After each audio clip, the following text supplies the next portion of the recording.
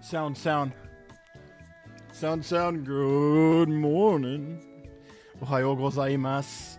What's up, Brad? What's up, Amaral? I think you guys are the only ones here. We got some good lurkers. Welcome, everybody. Song's too loud.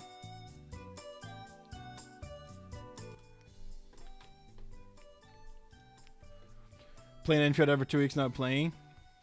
The game is really boring. What it is? What's up, guys? Let's chat a little bit before I start. I wanna well, first of all, how have you guys been?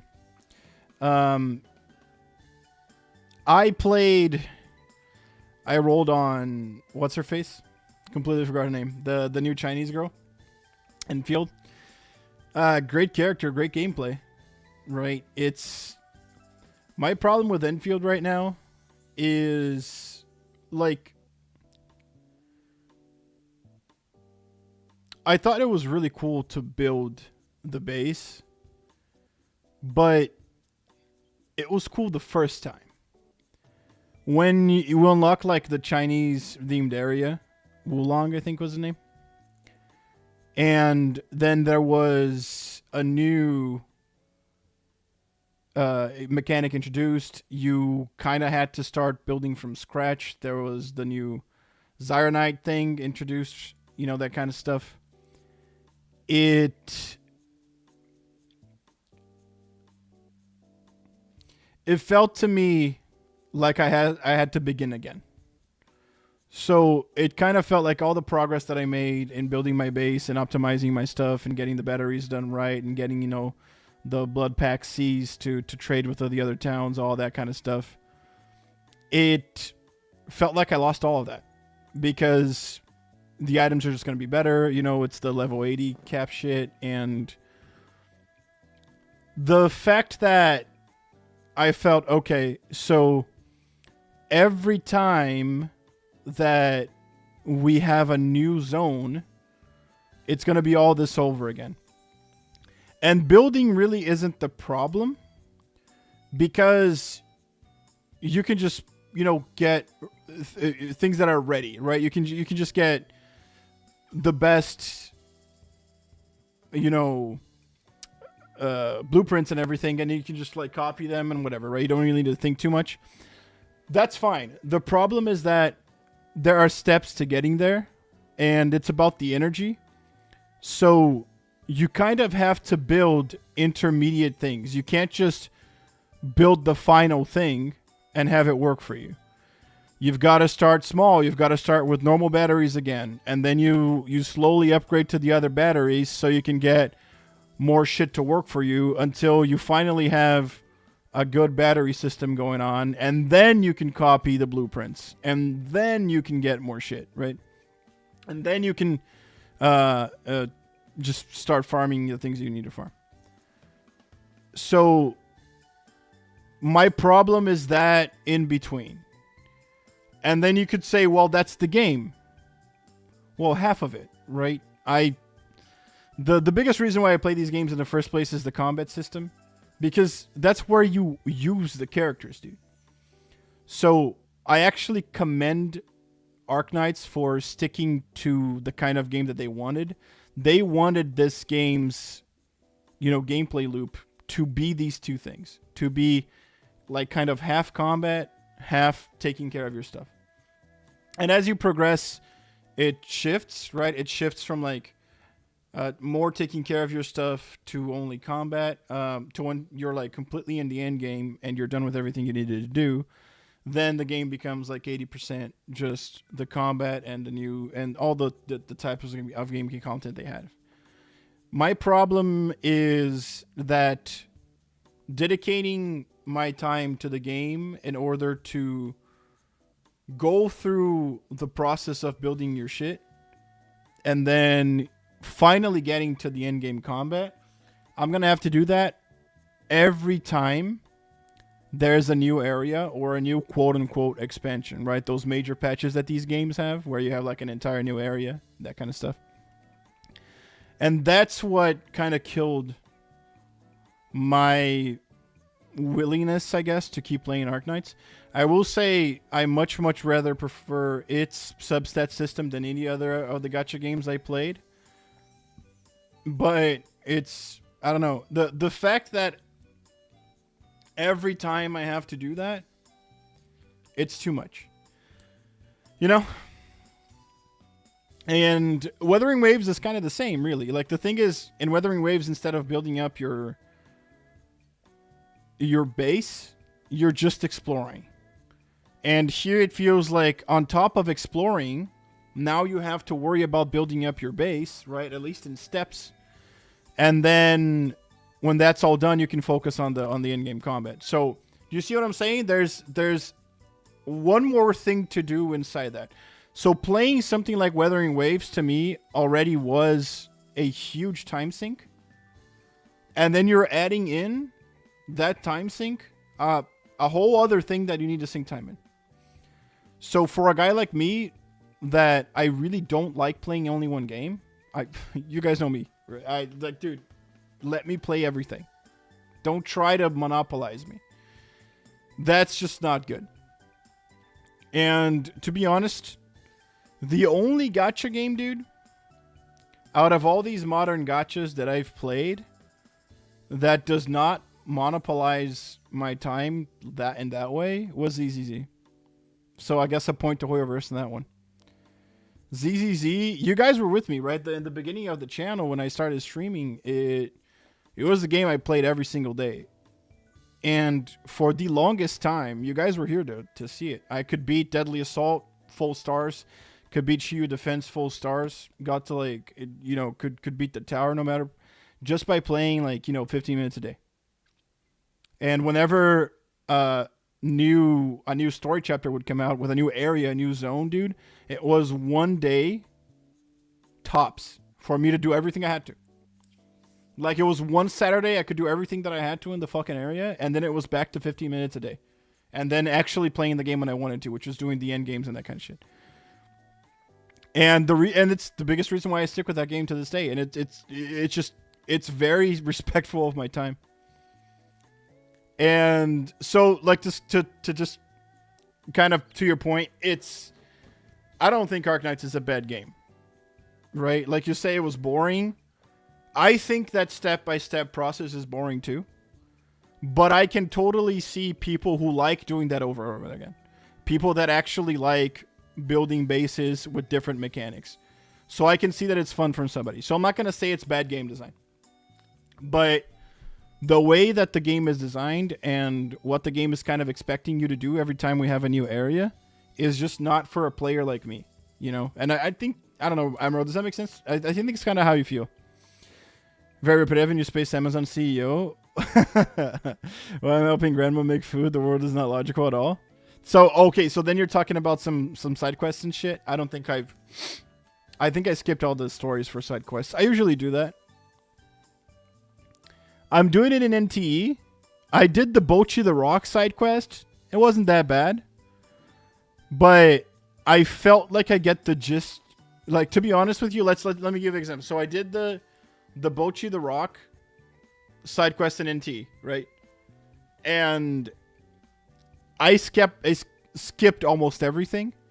And I'm pretty sure I got the gist of what was going on. And you know, it's not the best thing ever. It's just a side quest, dude. You know. So yeah. The NTE's main quest, man, I thought it was really bad until Chapter 4. Is Chapter 4 the last one that's out? It's the one with really, really hot and attractive white-haired lady. What's her name? Kaza something? Kaza? She calls herself Bella doing the thing, but like that's a plot twist. That one was interesting. I thought that, you know, Renee's story was interesting. I kind of felt for her, and I kind of like wanted to know what her past was. It did suck me in a little bit. It was funny that, you know, I looked at, you know, the villain character, and you're like, she looks nothing like, you know, what people that lived in this house should look like. What the fuck is this? And then in the end, you know, she's not even from there. You're like, yeah, of course. The the main character even says like, unless there's like somebody else, you know, and yeah. I don't know. Why can't I skip farm material battles? Listen, I think that's stupid too. And I think it's what do you call it? I also think it's stupid. I also think it is a relevant criticism to give a game like Arknights. But I don't know why, for some reason, all of these games don't have that. I think ZZZ added skip battles now, and you have to waste a battery to skip the battle. It's the stupidest thing I've ever seen in life. Like, a battery is an item that gives you stamina. So it's, you know, these stamina plus items that you get usually from buying your battle pass or from like some special quests or whatever. And they added a skip button, but you can only skip if you have a battery, apparently. I haven't even tried, to be honest. But like, holy fuck, dude, I don't even need the skip button if you're only going to add it that way. Yeah, I think all of these games, I think Weathering Waves, ZCZ, Genshin Impact, dude, all of this shit, when you're doing menial tasks, like farming things, like I think the first time you beat any stage, you need to do it. Like, you need to beat it. But after you beat it the first time, these stages that are menial tasks that literally take you 10 seconds to clear, just let people skip. Like, holy fuck, man. I understand not wanting, like, oh, I don't want less gameplay. But dude, is 10 seconds of gameplay repeated over and over your idea of fun? It's insane. Exactly, the biggest problem is that the game doesn't respect my time and the story isn't captivating to BH. Yeah, it's not that good. I expected more. And I think that... But to be honest with you, every Chinese gacha game that I've been playing, like, I expect more from the story and I never get it. Except Chapter 3.3 of ZZZ. Out of the entirety of ZZZ... that's the one I tell you it was worth it to play. Chapter 3.3. It was good. Chapter 3.4 is really mid to me. Chapter 3.5, which is the one I am in right now, is like I'm still ongoing, but it's like the backstory of Banyue. It seems like it has potential, but I don't know. Ooh, NTR, Genshin's been reborn. Like, it'll change anything. Lols, Genshin has thick skin.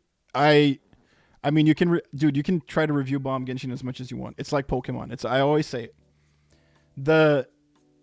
Like, for all the shit that we talk on Genshin Impact and the things that it could have been doing better for people, I think all those are valid criticisms, and I personally, you know, give those criticisms a lot. But the amount of fans that are just blindly attached to Genshin Impact and will blindly defend it no matter what is just too insanely big. And at this point, I've almost quit. Like, I feel like there's nothing we can do about it.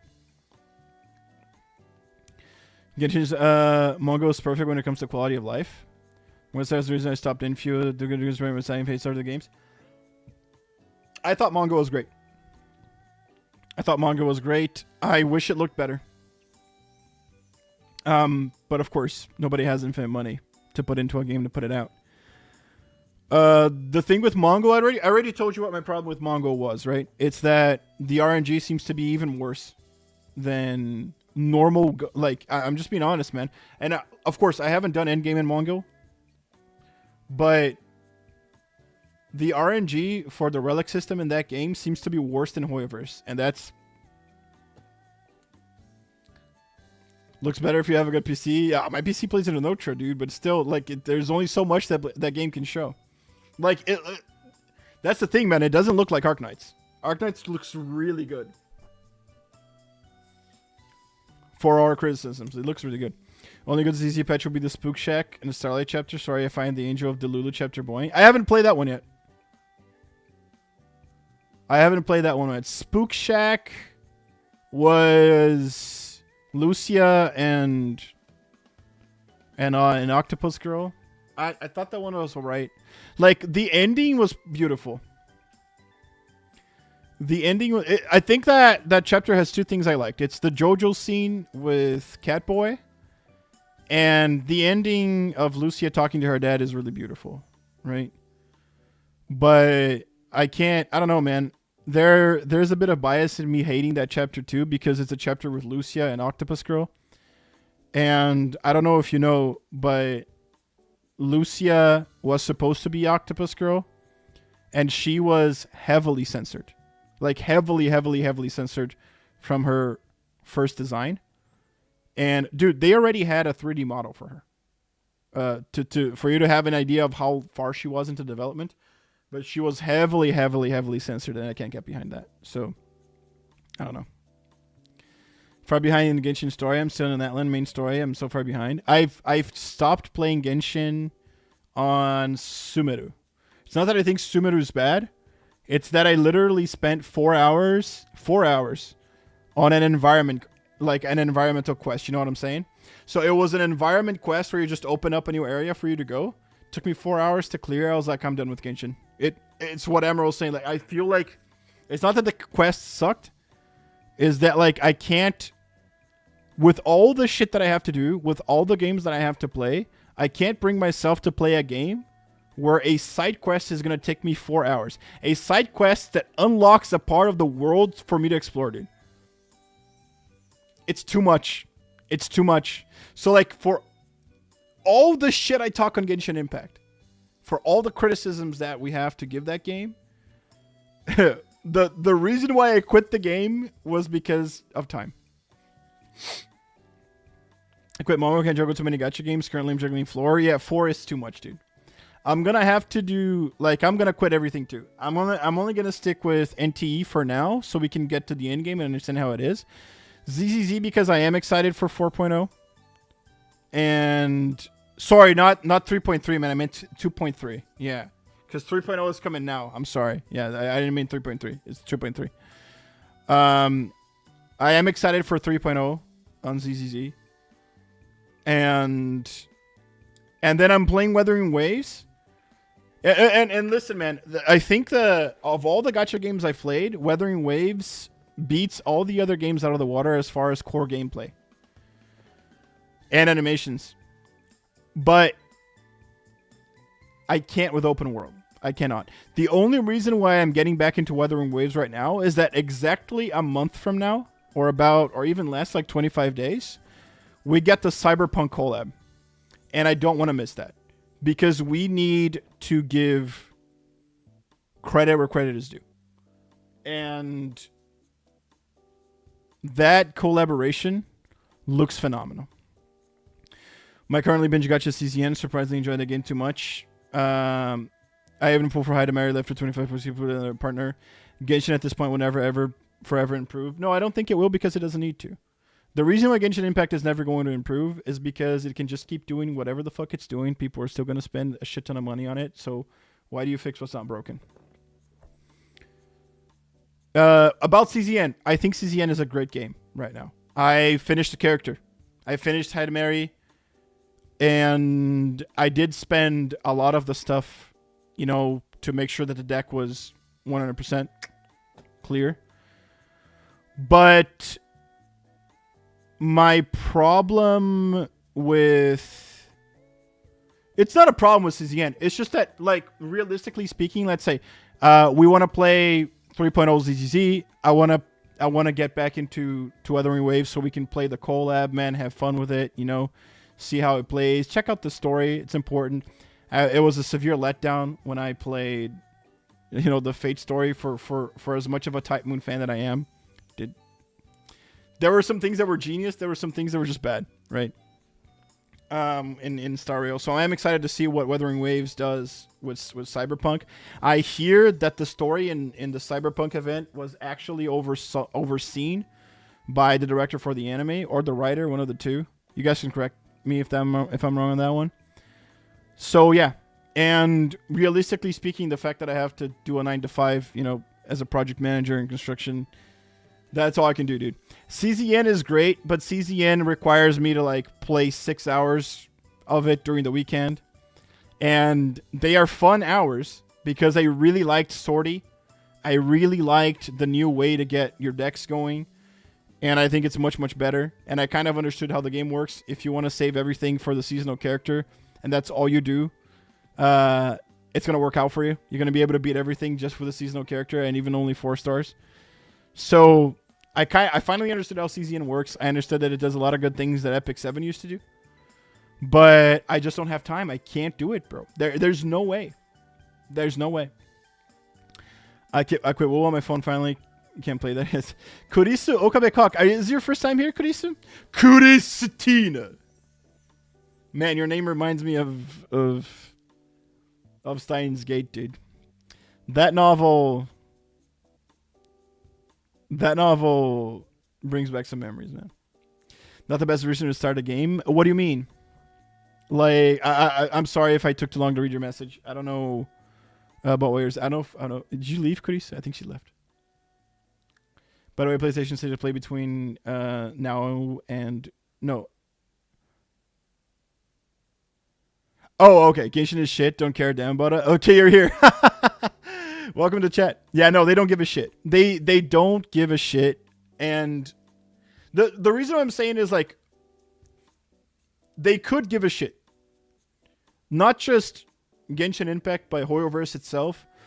When you have such heavy competitors coming out and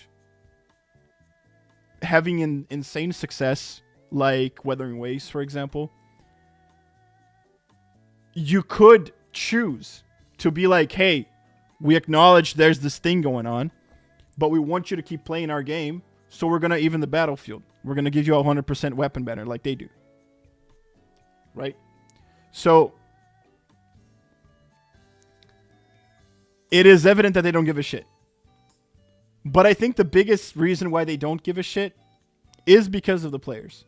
Because they have proven themselves, they have proven to themselves and to their shareholders and whoever else the fuck that their fans are just going to buy whatever the fuck they do, so they can just keep doing whatever the fuck they want.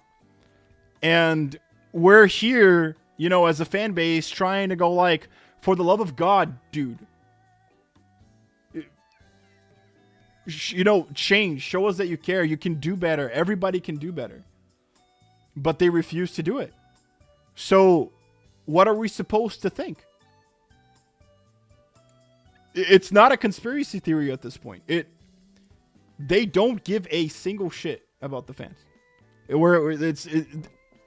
way I imagine, you know, Hoyoverse seeing their fans is like just piggy banks.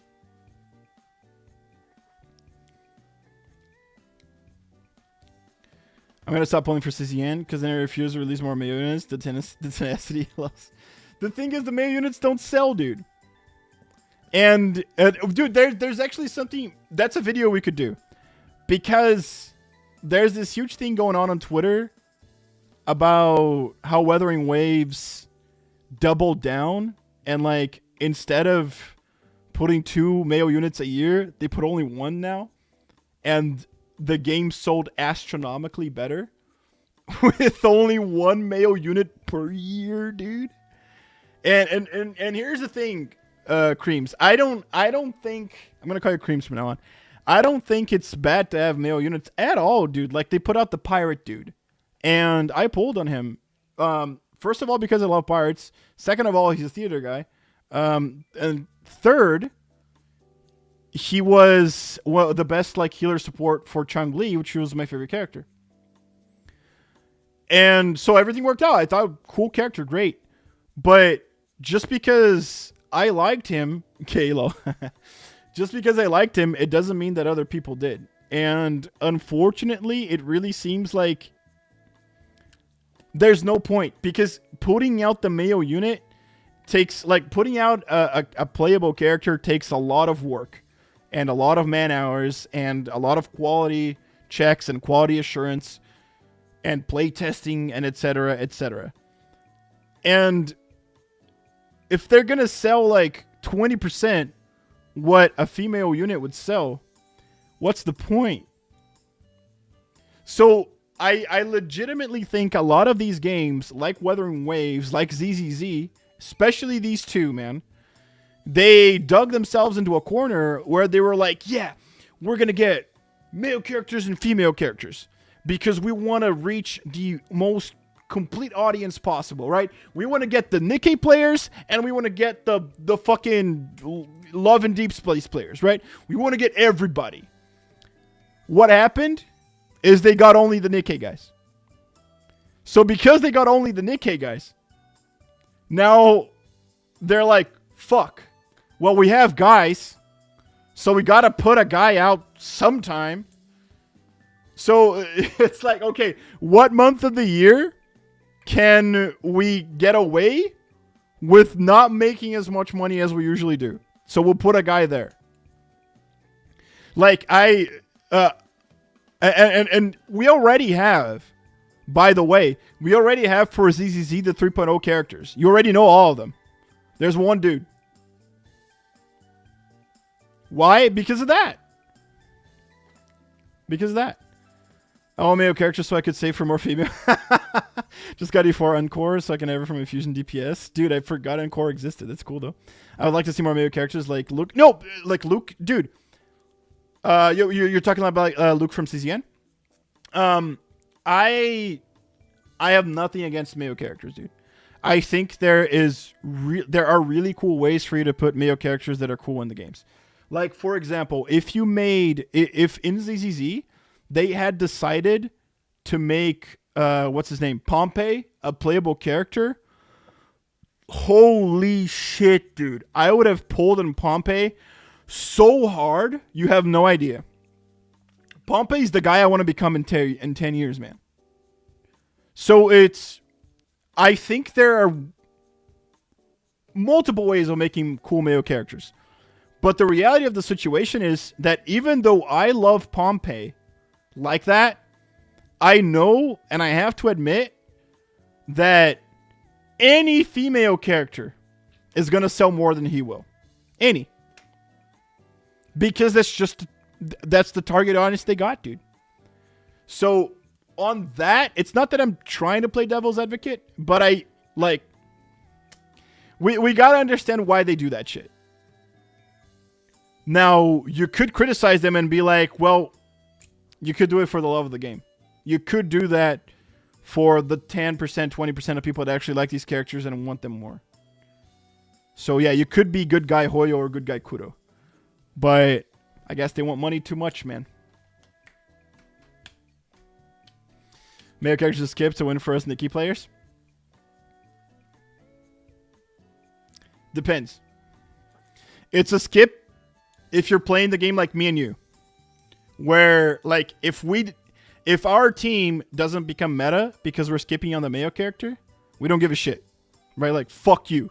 It's not my fault that I can't beat the end game if you made it, like, 100% based off of this character that's out right now. So for me and you, we don't give a shit. But for people, the people that want to stay relevant, that want to beat everything, that want to get all the characters, that's bad on them. They're forced to get all this shit. So they're forced to get characters they don't want, yada yada, etc., etc. I don't know. But just to be real with you guys, I agree with all of you. With everything that you guys are talking in chat, I agree. I think more male characters would be cool for the game. But the reality of the situation is just they don't work. It's easy to think Red and May variant will have a cursed sword or Tiana. I think the cursed sword is with Miyabi already. But I don't know.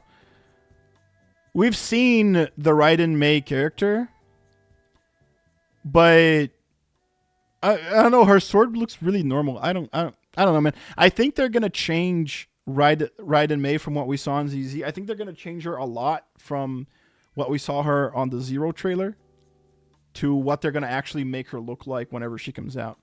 But apparently she's not gonna come out in 3.0 or 3.x, right? Apparently, I don't know. Or Kiana.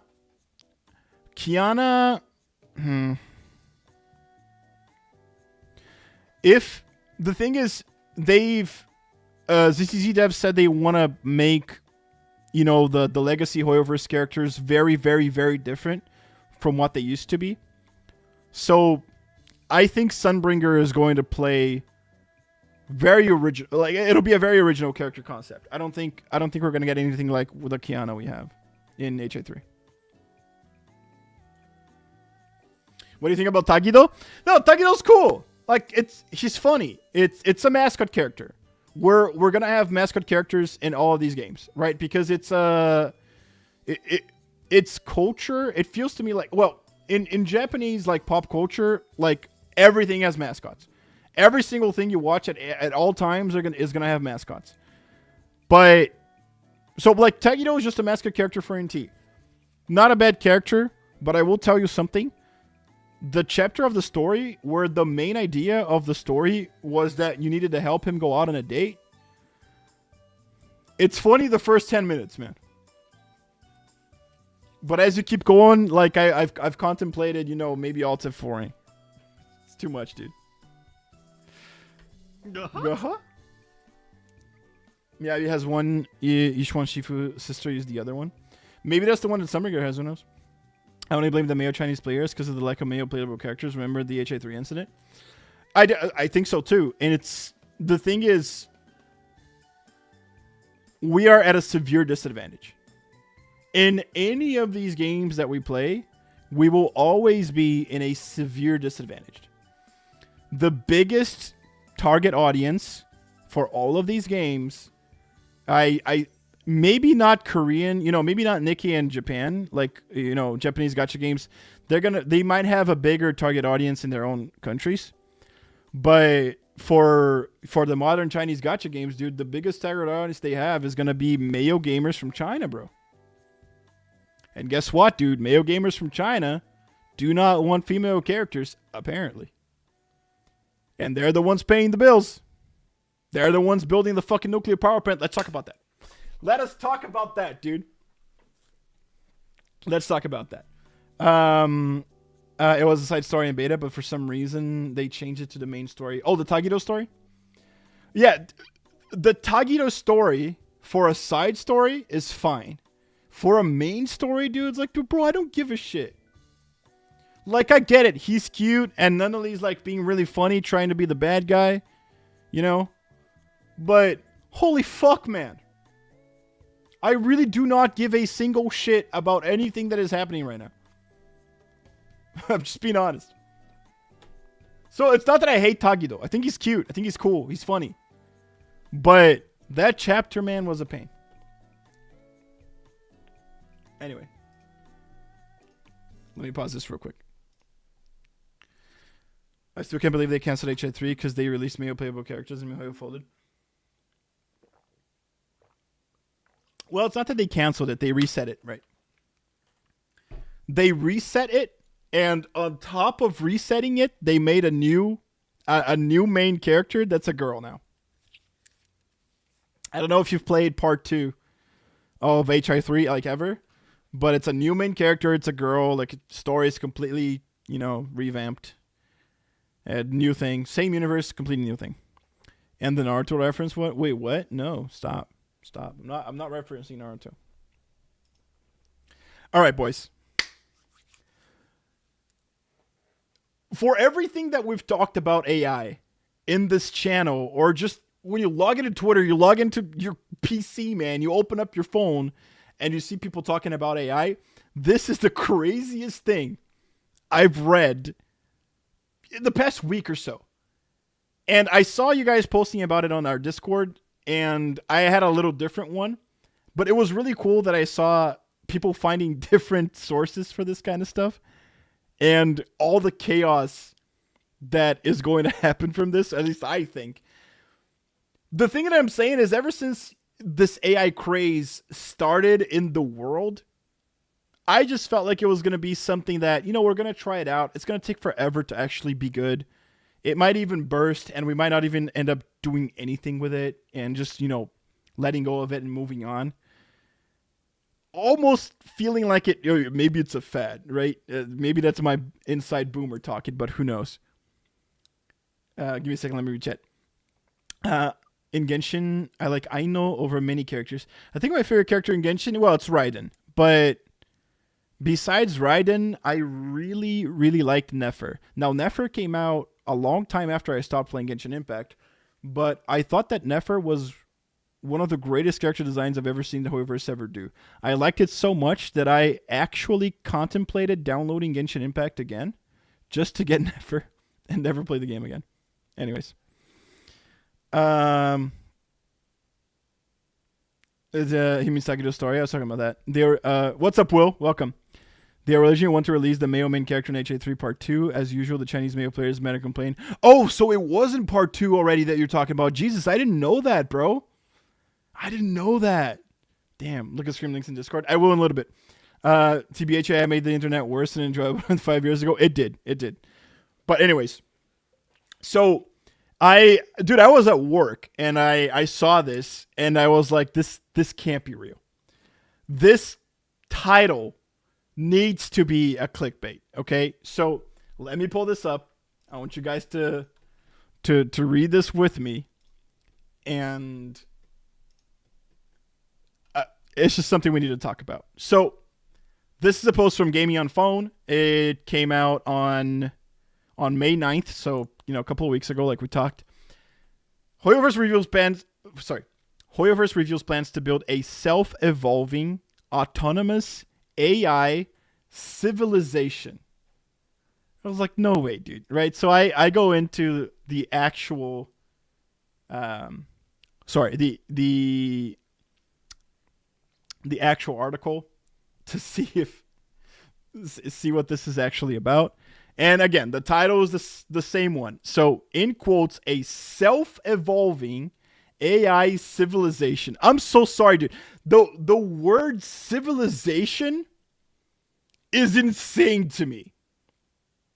It is dystopic. Just from seeing this, it brings up so many, cyberpunk mangas like Gum, like that's called what? Bad Angel in English.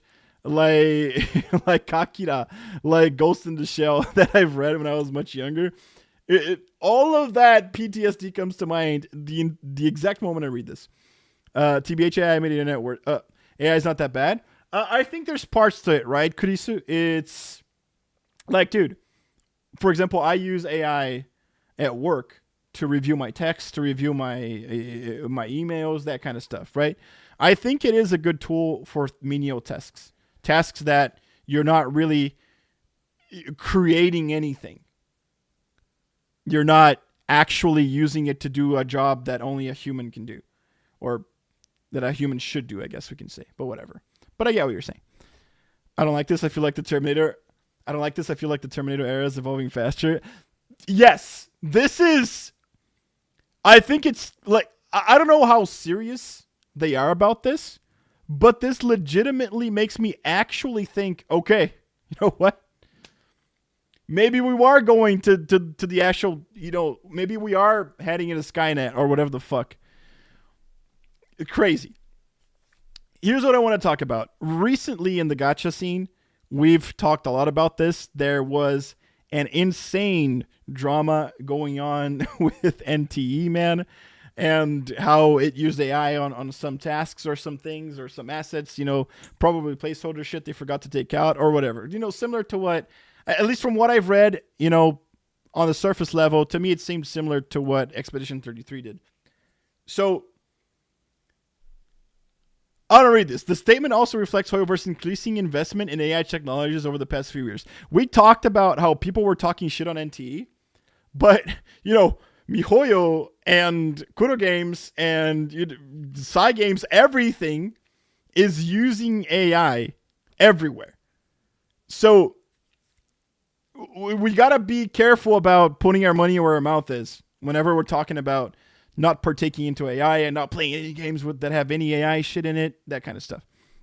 Because I really feel like a year from now, every single game that's relatively big is going to have it. Earlier reports surrounding Honkai Nexus Amana pointed towards hiring efforts focused on AI-assisted Listen to this. Sorry. Earlier reports surrounding Honkai Nexus Anima pointed toward hiring efforts focused on AI-assisted ARC workflows, man. Okay, so maybe we're not... maybe we're not substituting artists yet, but we're definitely fucking using it to make art. This is what blew my mind. It's been a while since I've played Honkai Star Rail, and I believe that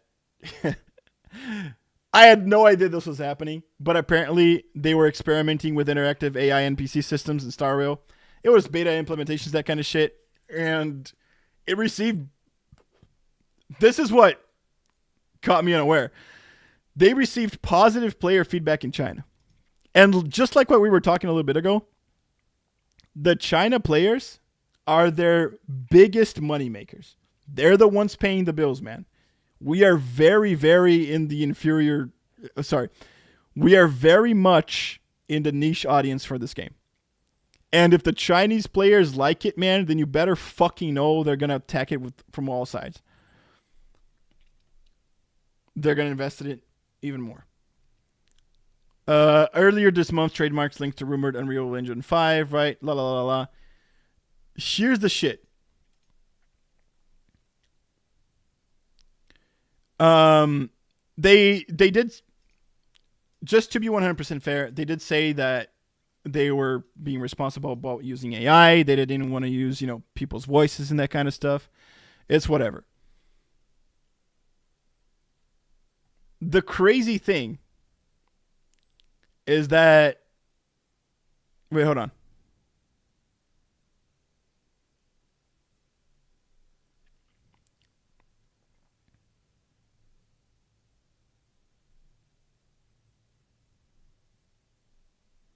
Oh, don't worry, their economy will collapse, their population in great decline, and the youth are revolting. We'll see, man. Even Google wants to remove the user search bar and fully AI chatbot from my Google search. I hate this. I completely understand not liking these kinds of things, but unfortunately, man, I don't see anywhere else for us to evolve to. It feels like this is just going to become a thing. I have no idea how anybody can stop this at this time, except... all these data centers just not making their money back and all of them going offline. That is the only way that I can see that we're going to stop this. Because I think we can try any activism that we want. It's not going to work. So the thing about it is that the article doesn't really talk too much about what they actually mean by AI civilization. Called it a foundational model. And it's... They want to build a self-evolving autonomous AI civilization, and I think that's exactly what it means. Now, there might be some problems in translation, but who knows? And besides that, they're gonna integrate AI across everything that they have. So the big thing here is that I actually believe these guys can do it. This is the actual Chinese interview where they were talking about it, and it was way too much for me to ask to translate and that kind of stuff. But I think this is just something we need to talk about, dude. We need to look at this, and honestly, it makes me a little bit afraid. The reason why this... Because, of course, you at home, you might be thinking, dude, it's just a fucking gacha game company. What are they going to do? Are they actually going to create self-evolving autonomous AI? These NPCs inside this virtual city that became a society and can live together and et cetera, et cetera. It borderlines, when you read this, just from a surface point of view, it borderlines, intelligence that is aware, intelligence that has a conscience. It is insane. That's what they want to do. And I totally understand if a lot of people are going dude, How the fuck are they going to do this? They just want to make their NPCs inside the game answer whatever the fuck you write in, right? Maybe they want to make a dating simulator where it's better for you to, like, you know, I guess have your fantasies with your wife or whatever the fuck. Here's why I'm afraid. A lot of you guys already probably know, but Hoyoverse is simply an insanely big company. It is huge. It is out of this world. It is bigger than a lot of just fans from the games even realize that it is. This fucking company that was built upon getting money from gacha addicted players spending thousands of dollars on their fucking PNG or 3D model waifu. With that money, they built a fucking nuclear reactor, dude. A lot of you probably know this, but I'm just bringing it up in case you're watching this and you don't know, right? China recently ignited yet another superconducting tokamak nuclear fusion reactor in Shanghai, second after Hefei, privately funded, constructed, and operated by a gaming company, MiHoYo, or Hoyoverse, developer of Genshin Impact. It is the first tokamak owned by a non-state actor, privately owned. And then, of course, the meme, right? Guess we're fucking doing nuclear reactor now. Dude, this thing, to me, is out of this world. I cannot believe that a fucking company just built, they constructed, and they are operating a state-of-the-art nuclear reactor, all from money they made of you buying your waifu. All from money they made of people gambling on video game characters that are fictional, dude. If they made this, I actually believe it when they're saying that they're going to create this fucking thing. They're going to put billions and billions of dollars into AI research, and they're going to build an entire actual civilization. It feels like dude, this thing feels like a South Park episode. But I actually believe it. And that makes me fucking scared. Because my fucking anime adult brain cannot stop telling me this is how it starts. That this is how shit goes south. It is crazy. It is crazy. I think AI in animation is more efficient, and AI is trained to copy human art, so it's still human art. It can create anything. I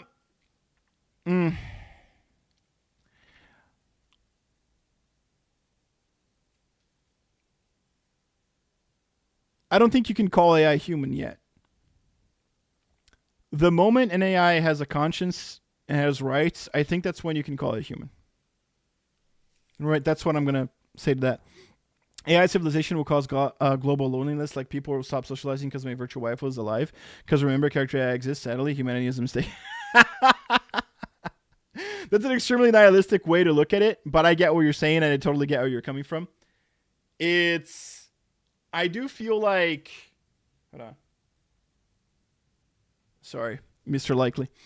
I do feel like we're heading into a populational crisis. And when I say that, it's just how are we going to keep reproducing and keep keep humankind going so we can further evolve into sciences, into, space exploration, mathematics, engineering, all that shit. How are we going to keep evolving if we're not making more of us? Because we're finite. We're going to die, dude. And that's right, man. I used to joke a lot about Sword Art Online and be like, dude, if they ever come up with a fucking full dive, virtual reality where people can just look however they want inside that and do whatever they want inside it, man, then yeah, nobody's gonna have sex in the real world ever again, dude. So it is very concerning, and I don't know, man. I really don't know what to tell you. It is what it is. I don't know what to tell you. AI can only copy. That's all. Copy, not genuine original. That's what it is. Yes. The thing is, we do that too as humans, right? Like we take inspiration out of a lot of stuff, but I don't know, man. There's just something really pure about human art, in my opinion. It is what it is. AI could never be alive. I don't know. I don't know. I really don't know. I don't know if AI could ever be actually conscious. I don't know if AI could actually be self-aware, like us, become an intelligence like we are. I don't know, man. But I don't think I can I can I can approve that. It's about soul. If you believe in something like a soul, then personally, I think we're getting into deep here, but I want to answer your question. I feel like a soul is created and you're not born with it. I think the reason why you don't remember anything from when you were a kid and that kind of stuff, and you kind of just act on instinct, is because you really kind of don't have one at that point, and it's created. So I believe that if a machine can actually become self-aware and actually have a real consciousness, then it's going to have a soul. But that's just me. Anyways, guys, come on. Here's the deal. Good. I think it's good discussion we're having. That's really cool. It's like Kenny again to it. AI is human tool, but hands of a tool really bad. It's like Kenny again, an insane person. Yeah, it's unpredictable. I agree with that. Even if you have self-awareness or intelligence, it's a machine. I don't know about. I just don't know. I don't think I know enough about that to actually, give an affirmative opinion on that one. But I hope you understand where I'm coming from, though. That's why I don't like pro AI advocate people. They don't understand and people are stupid. Do animals have souls in your opinion? Hold on. I'll get back to you on that one. Okay. Let me finish the thought here. So the biggest thing, man, right? Like and come on, guys. I just thought this was something really cool for us to talk about. I thought this was huge news. I think this is way bigger news than, I guess what it appears as. And I just really wanted to bring this up, man, because know what you're getting into. Every time you give money to Hoyoverse, I want you to know what you're giving money towards. Now, listen, man, this could be bad. Who knows what happens, man? But if companies like Hoyoverse are making so much infinite money from, people spending money on their waifus, then who's to say one of these companies isn't going to have so much money to just invest into things that are for the betterment of the species, man? Like if you have so many billions of dollars to invest in these kinds of things, maybe one of these companies is going to fucking cure cancer, dude. I don't know, dude, right? Maybe we can think positive. Maybe they're not going to just keep milking us for everything we're worth no matter what and only use it for their own good and shit. I don't know, right? I'm just trying to... There's the nihilistic side of it that we just talked about, right? Humanity was a mistake. And there's the maybe something cool could come out of its side. That's all I'm bringing up. But the point that I want to end in, because all of us here are fucking, degenerate gacha players, is I don't want anyone to ever tell me again that Genshin Impact or ZZZ or whatever the fuck Hoyoverse game needs to have a fucking 50-50 on a 90 pity pool to make money, dude. Brother, there is no way in hell they need to maintain this shitty system up the way it is, or they don't make their money back. Oh, it's a gacha, not a fucking charity. Like, fuck you, dude. There is no way. This is the biggest thing. Arguably the only thing that we can actually get out of this at this point, that we actually have some sort of control over, is understanding that there is no way in hell they couldn't just be better and make the game better for the players. Ease up on the fucking gacha system. Make it less grindy. All of that shit. There is no way in hell. And after this, nobody is ever going to convince me that the only reason why Hoyoverse chooses to maintain its systems the way that it does is because they just don't want to fix what isn't broken, and people are still giving them their hard-earned cash, no matter what the fuck they do, and no matter how shitty they treat their players, and no matter how stupidly how insanely bad their anniversaries are. It is what it is, dude. So think about it twice. Please, for the love of God, anybody watching this, think about it twice before you defend a gacha company. All right? That's it, guys. Thank you guys for coming. If you're watching this on YouTube, thank you so much. Give it a like. Give me a sub. Give me a follow on Twitch if you're watching this here, man. I love all of you. You guys are great, man. I don't know. The future is looking... the future is like fucking Schrodinger's cat for me right now, man. I really don't know if we're just gonna... if things are just gonna work out, or we're really... all doomed to just have a slow death and extinction, dude. I don't know. But anyways, thank you guys. Help me out. Give me a sub. See you. What do you think about Twice I Got Happy? Dude, Bruce, what are you talking about? This was just, I wanted to make a video, by the way, guys. So that's just it. Let me read some. Do animals have souls in your opinion? Okay, so that question. Let me bring this up. Okay.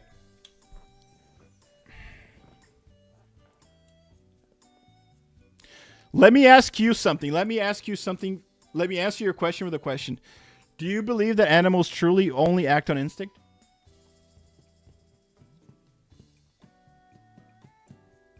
Takes 1,000 men to work for 1,000 hours to make a single episode? Wait, what are we talking about? I can have real life in a logical sense. That's why I don't like a pro AI advocate. People don't understand that people are still... What's the important question? EVHs, are we prepared to be terminated by robots? Probably. Yeah, we're not. We're totally not. Totally not. Which one? Think about it twice. Dude, what the fuck are you talking about, Bruce? The blueprint's already pre-made, and we already have real-life Skynet company. I'm just hoping the government stops thinking on making more robots, or else terminated for sure. Yeah. There needs to be, like... the thing that we see in Nikkei, where we make really, really attractive robot women that can't kill humans no matter what, that's not going to work. Like, the AI is going to find a loophole and it's going to do it. Just like what happened with Rose. You know what I'm saying? Anyway. Let's play the game that we're supposed to play today.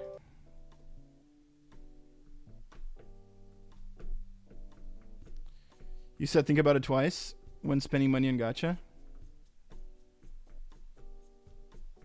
Well, yeah. Bruce, did you miss what I was talking about? I always say that when you're going to spend money on a gacha game, you have to be aware of where your money's going to. What is this company doing with your money? Is it putting your money back into the game?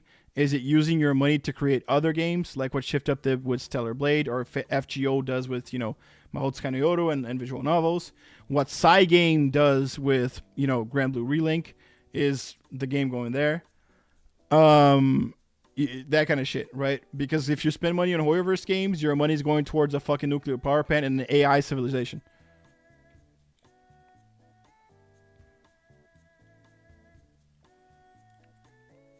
If I buy this, if someone can make them terminate us, it's also us. Yeah, that's what I'm afraid of. But that's what I'm saying. Like, it doesn't necessarily need to be the AI revolting. But if people are using a tool in the wrong way, then same thing, man.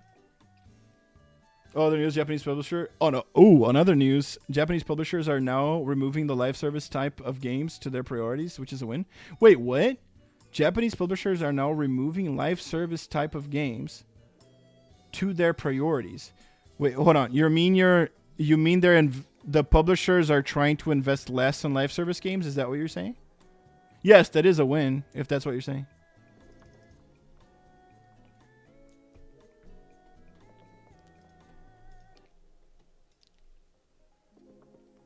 Because I agree.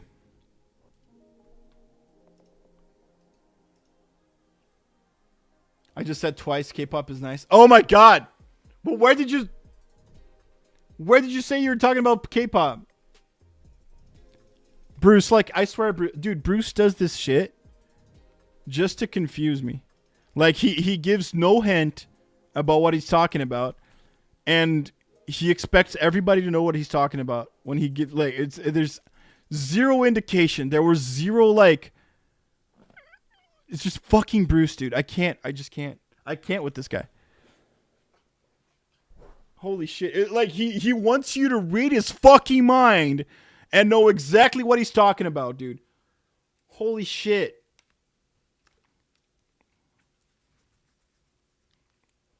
They're losing confidence in live service games. Thus, they're backtracking all their plans on that. That's why Sega and Capcom keep releasing single-player games. I think Capcom is so unfathomably based recently. Like, they just consistently good shit, dude. It is crazy. And in, like, multiple genres. Like Street Fighter 6 with fucking Monster Hunter, Pragmata, single player IP again. Resident Evil 9 still being exactly what Resident Evil is. Capcom is insane right now. And Sega, is Sega doing like that other, it's not a Yu Gotoku game, right? Or like it's not a Yakuza game, but it's, I don't know if it's kind of in the same world that we're talking about. I don't remember. I hope Square Enix takes notes, just saying. So, I don't want to word it like an asshole, but it feels like Square Enix is heading in the right direction. Because it feels like they finally understood that investing their money on shitty-ass Western games that are shit is not a good thing to do. Who the fuck would have known, right? So they fired a lot of Western developers, man. And the reason why I don't want to talk about this like a win is because I don't ever want to celebrate people losing their jobs, dude. It's not cool. My problem with Square Enix is that they should have focused mainly on their core audience to begin with. Trying to expand and cater to Western fans that don't exist, that they think would, buy their games or shit. That was a stupid thing.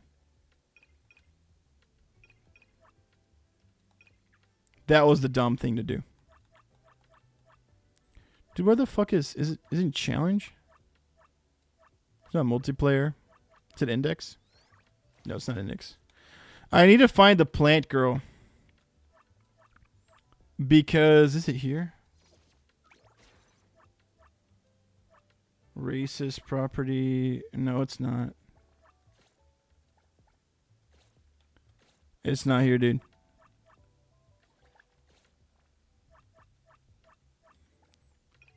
Yeah, the shitty thing is... So we need to do this guy. Oh, there we go. Okay. There was a challenge thing I needed to open up. The animation of Silver Wolf animated short reminds me of Gurren Lagann style. Like Studio Trigger. Yeah. Oh, wait, here we go.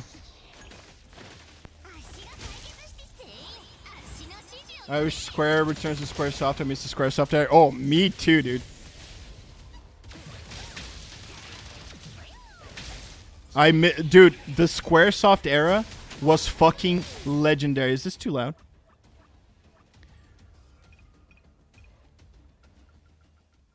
There we go. The Squaresoft era, man, it was just insane, dude. We got one Final Fantasy per year. That's to start with, right? And then besides Final Fantasy, we would get so many cool, just cool new experimental IP out, dude. Like fucking, Vagrant Story set in Ivalice. Parasite Eve, man. Brave Fencer Musashi, dude. Bushido Blade, bro. Now, old Square Enix, man, I don't think I'm ever going to see a developer like that again.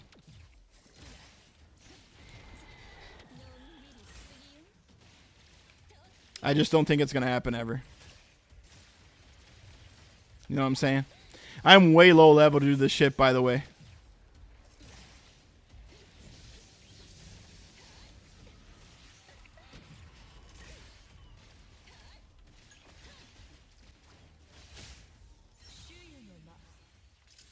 Vagrant Story, I haven't finished that. Dude, Vagrant Story was so good, dude. Well, Vagrant Story is what kind of like created the... It kind of created the baseline for what Final Fantasy 12 was going to become later. My god, that was laggy. So, like, if you're a fan of Final Fantasy 12, it's really cool to kind of see where they got their shit from. Yeah, it laid out the groundwork for that. Which is it's the coolest thing that a lot of people don't know is that, you know, Final Fantasy Tactics is this fucking masterpiece of a game, right? And the only other game that's Final Fantasy that's really set in Ivalice, well, besides like the Game Boy games, I guess, is Final Fantasy 12, right? So, like, Ivalice you could only really get by playing Final Fantasy Tactics. However, a lot of people just don't know that fucking Vagrant Story exists. And Vagrant Story is a full-out action RPG, extremely well made for the PS1 back in the day, that not only takes place in Ivalice, but the story is way more dark and edgy. Like, way more. Because, like, it didn't really have Final Fantasy in the name, right? So it could kind of just do whatever the fuck it wanted.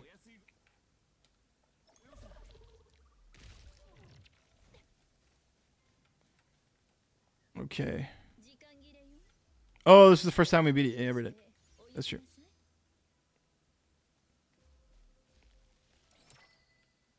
Camellia Society. I wonder who uses that, dude.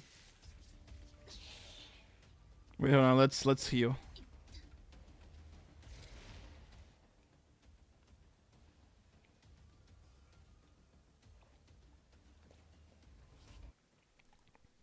I was gonna say something. It was gonna be the Eric Cartman. It was gonna be the Eric Cartman and me to say. You know what I'm saying? The art style is super baroque. It hooked me from the art design. It's really good. The only Square Enix thing I never loved is the tactics. Sorry, my low intelligence and patient hates FF tactics. I'll tell you one thing about tactics. There is an insane difficulty spike at the end of Chapter 1. There is no reason, man, for Ygraph and Belial to be that fucking hard, dude. I really don't understand why they did that. So, I've known a lot of people that quit Final Fantasy Tactics in that fight, man. And, like, as a kid, I didn't because I wasn't, like, I played Final Fantasy Tactics when I was 10, dude. So, like, when you're a kid, you have fucking infinite time. So I had time to just level up and just, you know, just grind a lot, make a good team, you know, do something that was going to be, like, just a counter to whatever the fuck was happening. You know what I'm saying? So, yeah. So everybody that plays Final Fantasy Tactics, like the remake right now that came out, the remaster, I tell them to just play on story. Just play on story.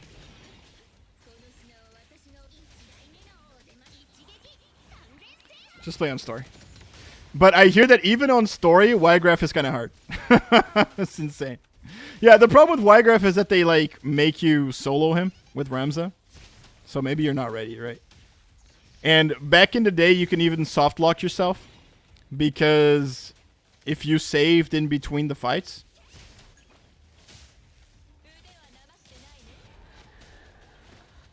If you saved in between the fights, you could just soft lock yourself, which sucked ass. Dude, what the fuck was this plant doing?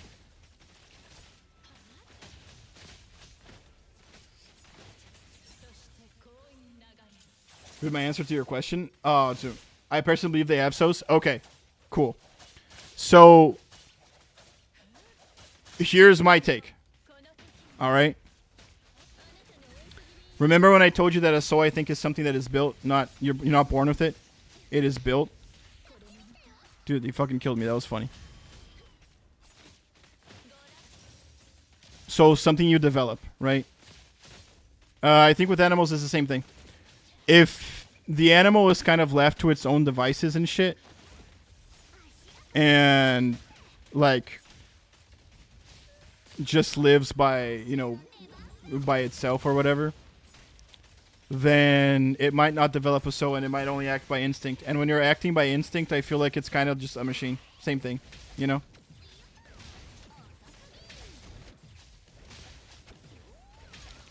But, like, you can't deny, like, at least with the experiences I've had with, like, dogs and shit, right?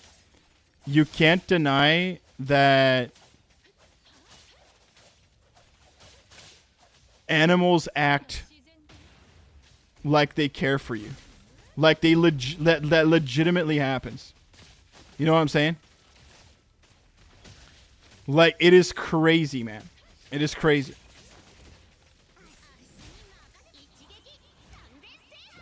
At least I believe that.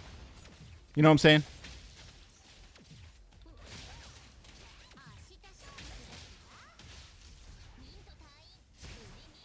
Dead.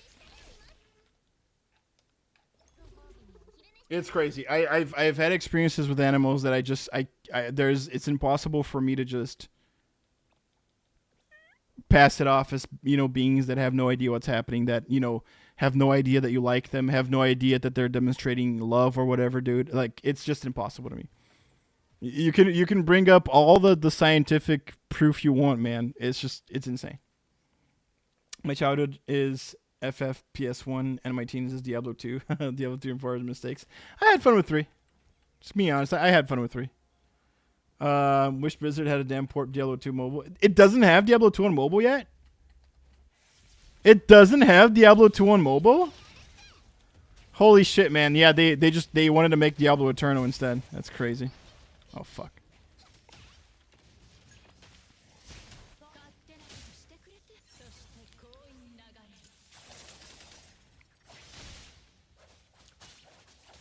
Still playing Titan Quest? Titan Quest? I don't think I've ever played that one.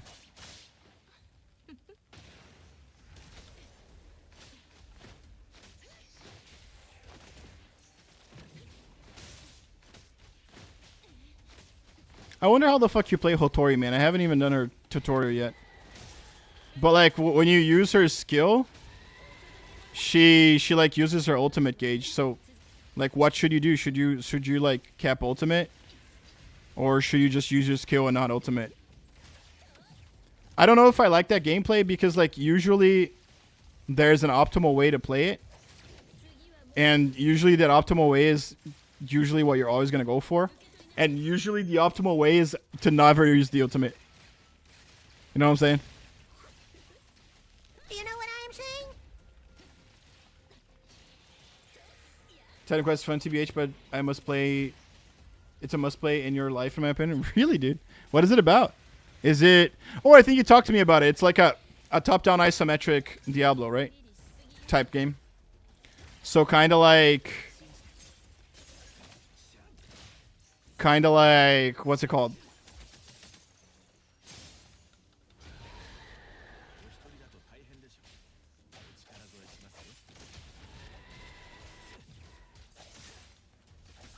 What's it called? Kind of like Path of Exile. What is up, Light? Welcome to the chat, buddy.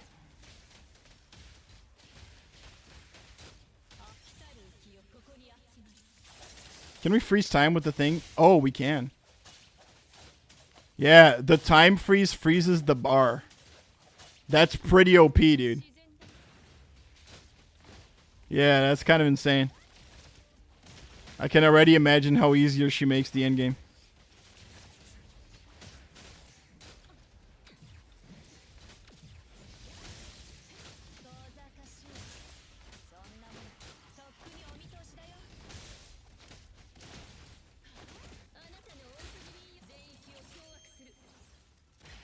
Diablo 2, but Greek mythos and Earth mythos. You have told me about it. Yeah, I'm sorry, man. I forgot about it. But you had talked about it before.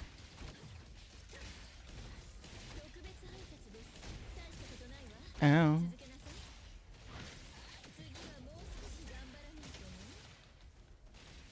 Where are we shooting?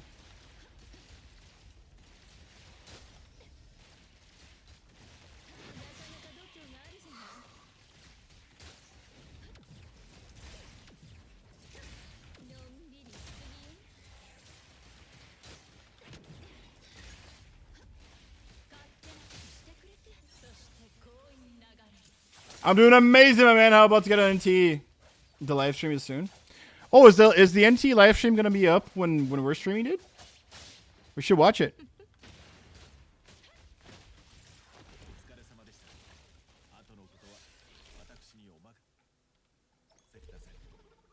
Right, we got 15 of the seeds. We just needed to get seeds, dude.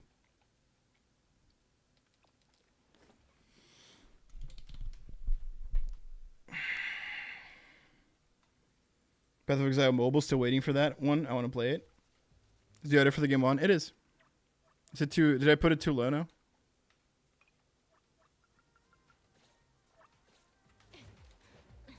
Yeah, now it seems like maybe the sound effects are going to be too high. So maybe let's put game audio at 10, but let's put sound effects a little lower. Yeah. Yeah, that's better. Need to double check.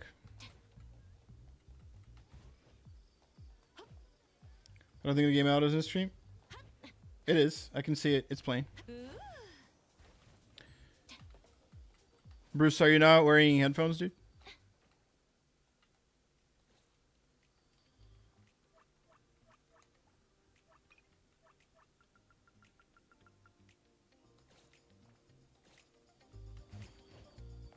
I think that sounds too loud, but I don't know. It's May 23rd. Oh, okay, so it's not today. No, we're good. Yeah.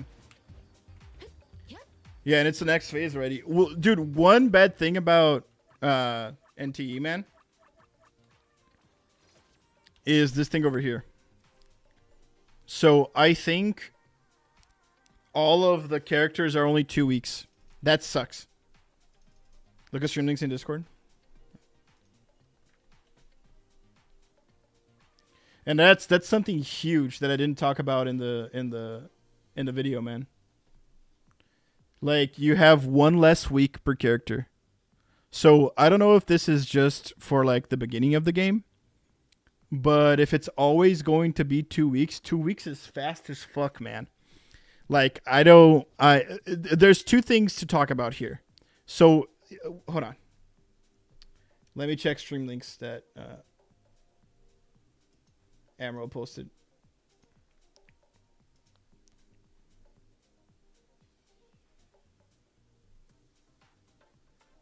Ooh, let's read this. Yeah, give me a second. So let me finish my thought. So the big thing about this is that I don't think any game really has the capacity of creating new characters every 2 weeks that are S-class and that are new. So I think there's two ways to go about this. Either they actually are mad lads and they can create new characters every 2 weeks, and that sucks absolutely fucking dick because you get 1 week less than the other games. So at that point, like, is it worth not having the 50-50? So like, if you're just gonna give us a free 90%, 100% pity, but you're not gonna act like the other games do, then probably the amount of money you need to spend to get the characters anyways is gonna amount to about the same. So if it's all the same, it's just an illusion of choice and it doesn't really matter. However, there's a really, really good silver lining here that could be what happened. Because a character is up for 2 weeks and you can't realistically, place new characters every 2 weeks in the game without, like, I don't know, man, spending too much or whatever, or severely overworking your developers, then this might mean that character reruns are going to be way more frequent than the other games. And if character reruns are way more frequent than the other games, and you're just going to have, these banners where there are no new characters, then that is amazing. that actually flips the script and makes it better. Because you just don't need to worry too much about getting the character now if the game itself just has more freaking reruns. Because the banners are smaller. So who knows, man? Yeah, I don't think it's something we can guarantee right now, but it's something to look out to. Take your time about AI. Yeah. TBH, I'm kind of curious what game publishers doesn't port their PS2 games in mobile. Like the phones we already have the capabilities to run them. Yeah.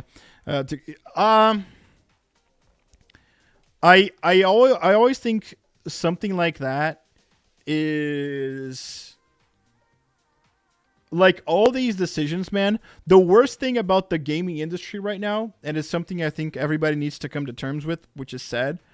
But the biggest thing about the gaming industry right now is that you have to guarantee return on investment. You have to guarantee that whatever you're trying to put out is actually going to make money back. And that is not how it was back in the day. Even though the game still, gaming companies obviously still needed money to survive. They still needed to sell well to survive. It feels like, 20 years ago or 10 years ago even, gaming companies were just okay with taking risks. Like, we don't know if this game is going to make us money back, so we're going to take a risk. I feel like that's just how the industry was back then, and that's why we would get so many gems and so many good games that look weird at first, but end up being fucking awesome. So, the problem with what's happening right now, when you ask, like, I wonder why these old-ass PS2 games don't get ported to the phone, it is because of that. It's because of, okay, if we port this PS2 game to the phone, how much money is it going to cost us to do that? And how much money do we think we're going to make it back? And I think those kinds of things fall short on predictions every time. Right? The expectation of how much this game is going to sell on the phone is just so low that there's no reason for them to do it if they kind of know that they're just going to lose money. I hope it helped you understand a little bit more. I agree, and I really hope it's the case. Me too, man. I think that if Studio Hata really wants to make a difference, they are going to put in more, like, because the banners are faster, they're going to put in more reruns way more frequently. And that's going to help players a lot, because then you can just skip a character if it's on a rerun that you already have. Or, players don't have to worry so much about getting this character now, because they're only going to come back, 8 months later or some shit. It's cool. Yeah. So it's a give and take here, right? If they actually only make new characters, then I believe that in the long run, you're going to end up spending as much money as you do in Hoyoverse at the same, it's an illusion of choice, which sucks. Like Spider-Man Miles Morales when it first came out, $70 for the game, but it's short compared to the first game. So based on the $70, not it. Yes, a lot of thing about Spider-Man 2 is, then this is crazy. When that, I need to find out where I'm going to go. So let me finish my thought. So when that leak for the Insomniac, plan for their future came out, it was so funny because you could see that the biggest projection they had for making a profit was from the Venom DLC they would put out after the Venom game. So Venom game is going to cost, this amount of millions, and it's projected to make back this amount of millions. But then we're going to put out the Venom DLC, which will be much shorter and will cost this much money. And the projection of the profit for that is insane. Crazy, dude. Fucking nuts. We're getting played. Dude, that's what I'm saying, man. I love people that talk shit when they see shit in the industry, because we are getting played by these guys left and right, bro. They are not our friends. They are not our friends, and they are out to make us spend as much money as possible with the least amount of effort every time. Indie developers are possibly the ones that actually, we can't say these things about. We don't know. Maybe they are actually doing it for the love of the game, right? Like Expedition 33. I think they are doing it for the love of the game. But Sendfall Interactive. But dude, it's insane. It's insane. But the guy who voiced Venom sadly passed away. Oh shit, really? Well, the Venom for the movies, the Tom Hardy movies. Shareholders are a cancer. Oh, of course, yeah, absolutely, man. Shareholders, like outside investment, shareholders and executives that don't understand anything about games, they are the worst thing that ever happened to us, because now that it's because of shareholders that games are being made for the shareholders and not for the public itself anymore. That's the biggest problem. These top executives and these shareholders, they don't understand anything about the gaming industry. They just see it as a fucking cash cow, and they put their money in, and all they want to see is have their money back. So, because companies need these guys' money to be able to make these billion-dollar budget games that always, end up fucking up for some reason, is because they need these guys to make these games in the first place, they cater to them instead to the actual target audience. It is so simple. Like, it is so simple to see that this is what's happening in the fucking industry. And it's crazy to me that they think they can get away with this. It's insane. 10 million budget is an indie. Double A. No, sure. But you get what I'm saying, right? Like, sure, it's not an indie game. Completely agree. But it's a company that I would be willing to trust that they're actually making a game for the gamer instead for a shareholder. Because like companies like Ubisoft, EA, like big Western devs and even Japanese devs, right? Like Square Enix has been this. As we talked about Square Enix has been making games for their investors for a long time, dude. That's the reason why we get so much shit that is bad. It is what it is. It's what matters. Well, it's what matters to them. Yeah. Or you're talking about Sanfall. Especially when they're super accessible. Oh, wait. So TBH, TBH, a good solution for game preservation if they port their super ancient games into mobile. To be frank, it's not that super expensive to port out games on mobile. People love their games, especially when they're super accessible. I don't know, man. Like, I legitimately don't know. But if you ask me to bet on why I think these games don't get put on mobile, it's because their projections for how much it's going to make is going to be less than how much they're going to invest. Now, I'm not saying that the projections are correct. They could be completely incorrect. How's this for Lucky Mossa? 39.89 red dice, 39.39 gambling currency. So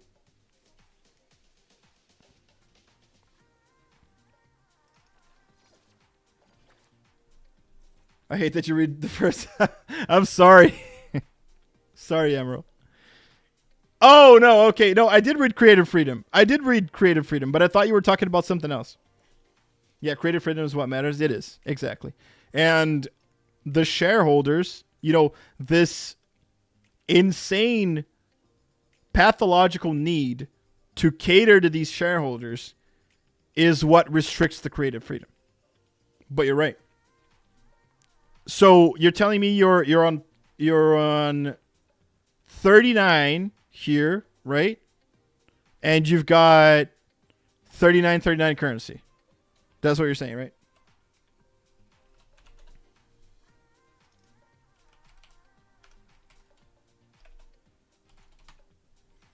So 24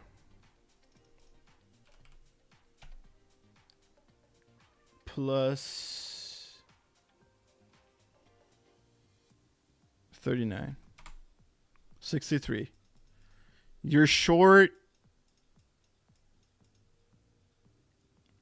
You're short 17 polls from Soft Pity.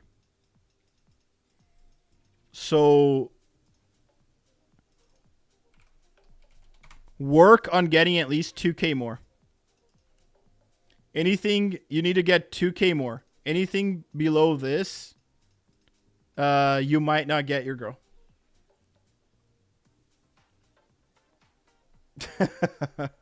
I'm sorry, Amro. I read it right now. Also, Kate sent you a friend request. Okay. Where did I see that again? Is it here? Nope. Oh, friends.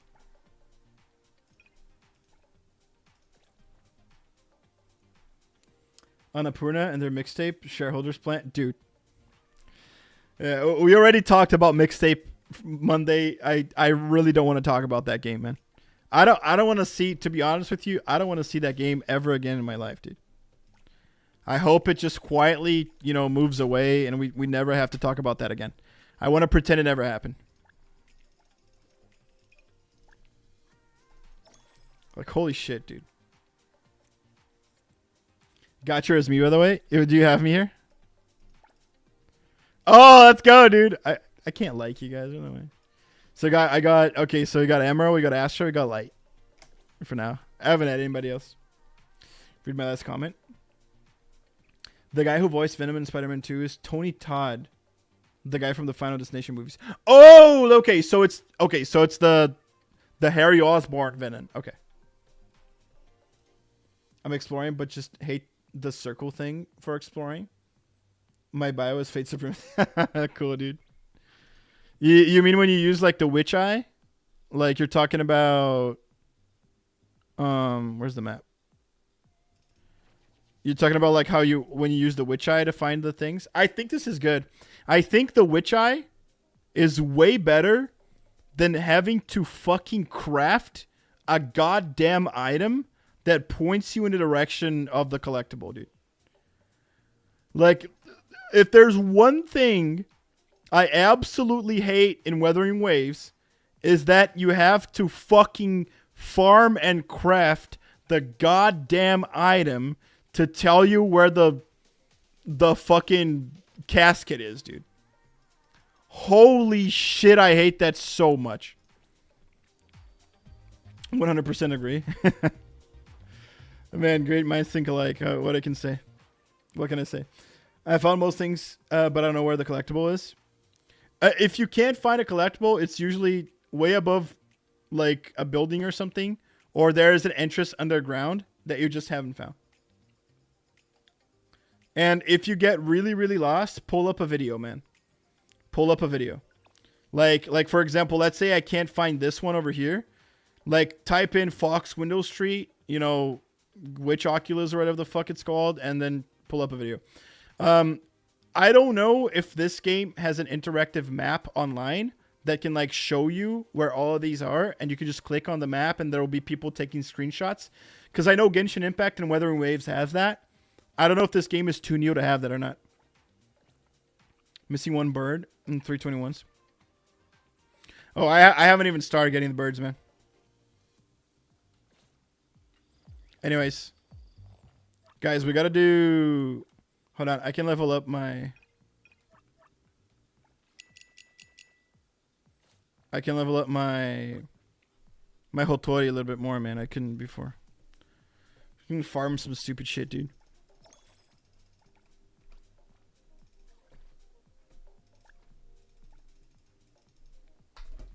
You get more water.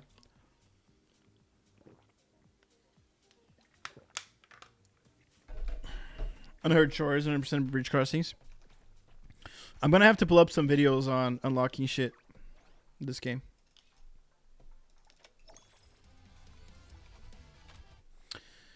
I will tell you something, guys. I am so excited for Grand Blue Relink and Ananta, man. I'm so excited to just play a game that doesn't have a character gacha, dude.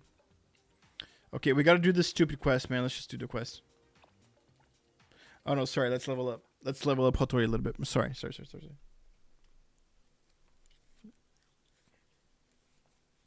Keep forgetting to buy a good apartment because of cars are so fun. I haven't even bought a new car yet, dude. Yeah, I should buy a better car. I've got like 2 mil, I think.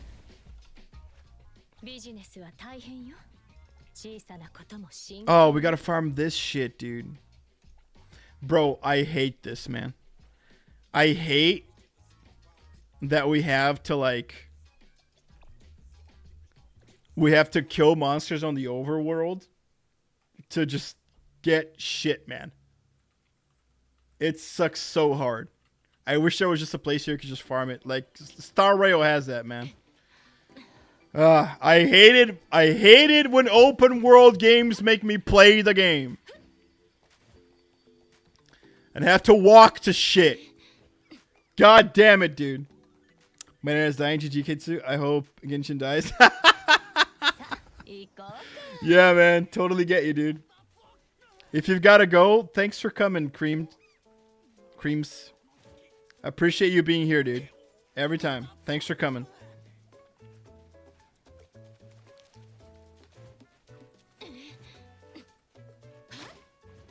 Okay, where the fuck is the monster? Oh, there you go.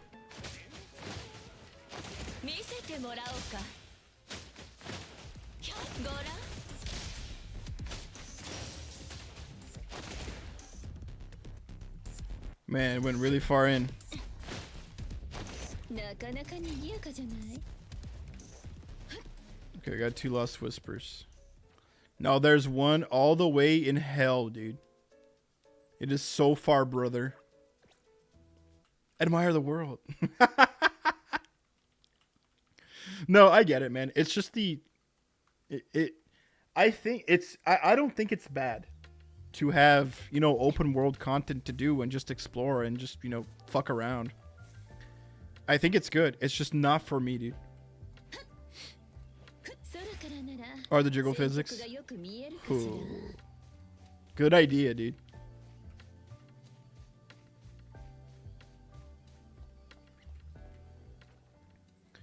Now, where in the fuck is it?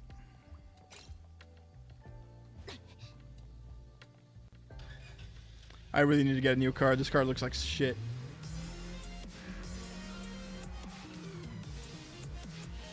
Damn! The thing over there? Yeah, it's like over there. Does Hotori have good? Yeah, Hotori has good ones too.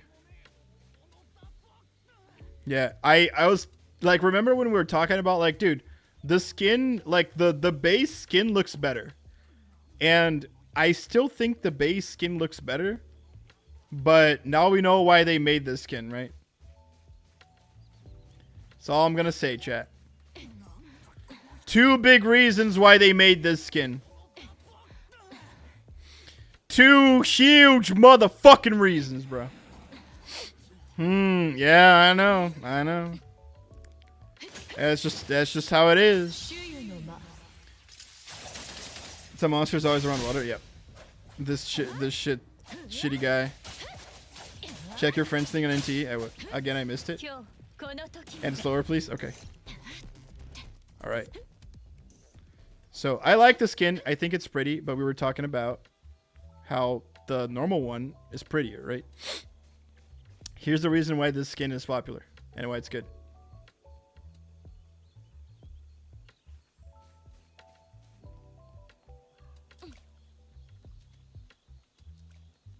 One more time.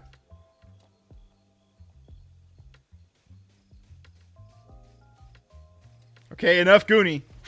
We're done. We're done with the goon. Did this guy all the way all over the fuck here, dude? I'm gonna TP here. I don't think TPing doesn't matter. It's good.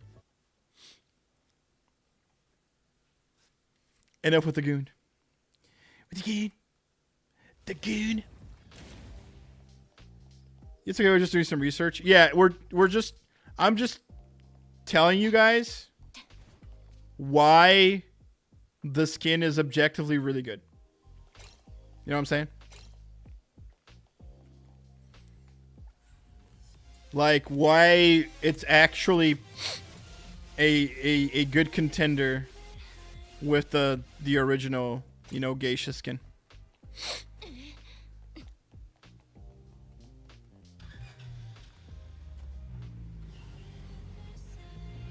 Let's go GTA.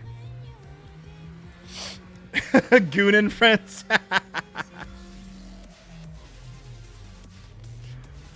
No, I must say proof for Mosa. Must resist. Who's Mosa? Poster on links. I haven't seen. Whoa, dude! I almost fucking crashed. I haven't seen any of the spoilers except for Lacrimosa. Oh, you are talking about Lacrimosa. I'm a fucking idiot. Oh my god.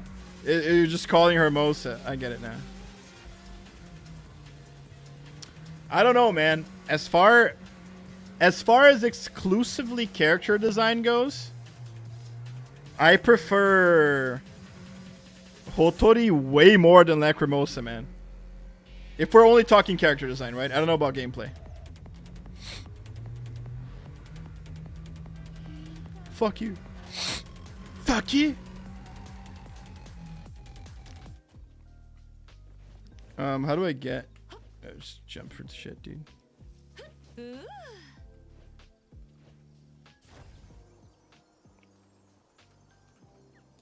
She's super cute the way she speaks. I must adopt her. It brings up the pragmata inner father in you, dude. Yeah, I get that. I had like the father vibes with Suzuka from Uma Musume, man. Like I was like, dude, I really hope my kid looks like this.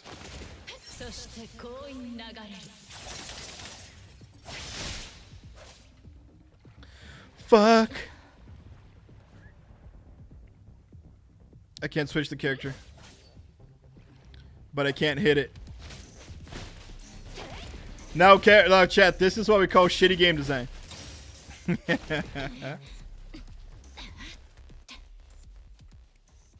Dude, we're gonna have to farm all these motherfuckers. Okay, let's go back up here.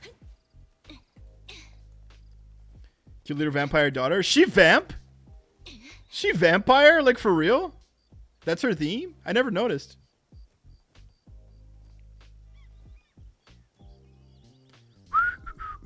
Nothing going on here. You guys saw nothing. You saw nothing, you heard nothing. My only limited 5 stars is Natalie.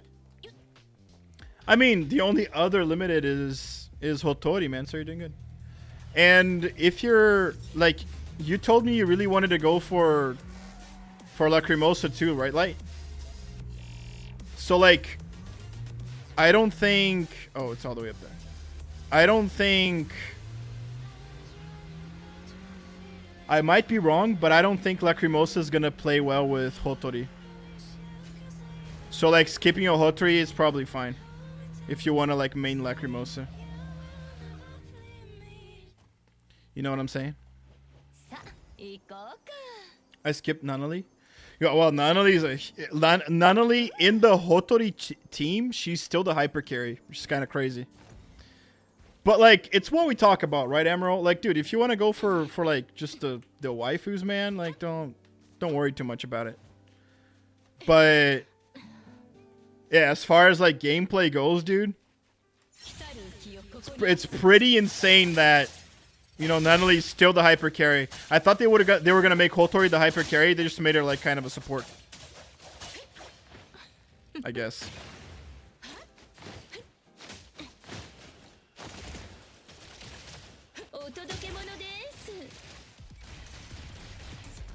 Die. It didn't die?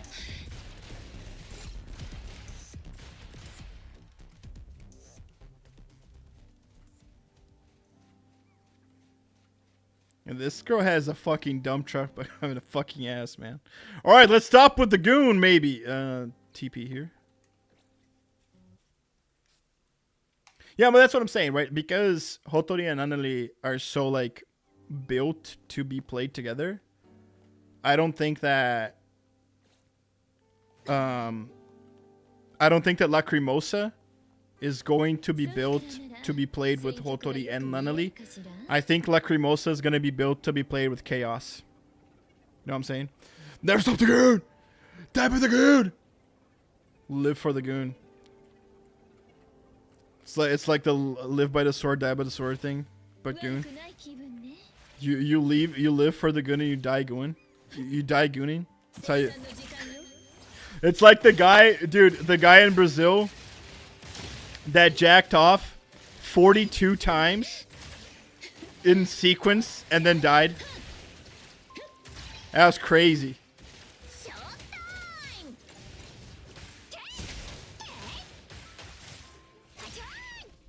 You know what I'm saying? Oh, that guy's right there, dude. I think I'm just gonna go. Ooh, look at this water, dude. The water shines pretty cool. Like it, well, it is too fucking shiny. Like it's just like neon. But it looks good, man. It's pretty cool. You know what I'm saying? You know what I am saying? The Brazilian gooner made the ultimate sacrifice. Hathor is still my favorite waifu. She is the sexiest Betty in my opinion. Trying to think if I like her character design better than Hotori. I don't think I like hers better than Hotori's. But I think she looks awesome. Like absolutely, she looks really good. You know, top 3, if not like legitimately just second, in my opinion. I like the song. I got goonin on my mind. Goonin on my mind. I don't want to be hornier than I want to be happy. Dude, we're gonna be hornier forever, dude. Maybe trying to get Annalise 10 on screen. Life compare. Who the fuck is attacking me? What the fuck is happening, dude? I didn't see that. I was reading fucking chat. Fuck these guys, bro. Do I even need to ultimate? I don't think so. My god, this woman is so fucking hot, guys. I'm sorry, dude.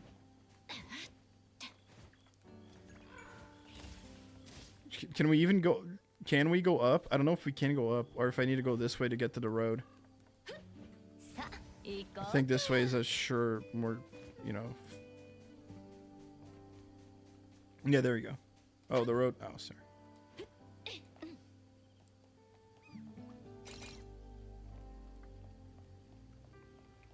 Life comparison, don't you have her? Oh, you want me? Oh, sorry. I just guess I didn't understand what you wanted to do. So, like over here?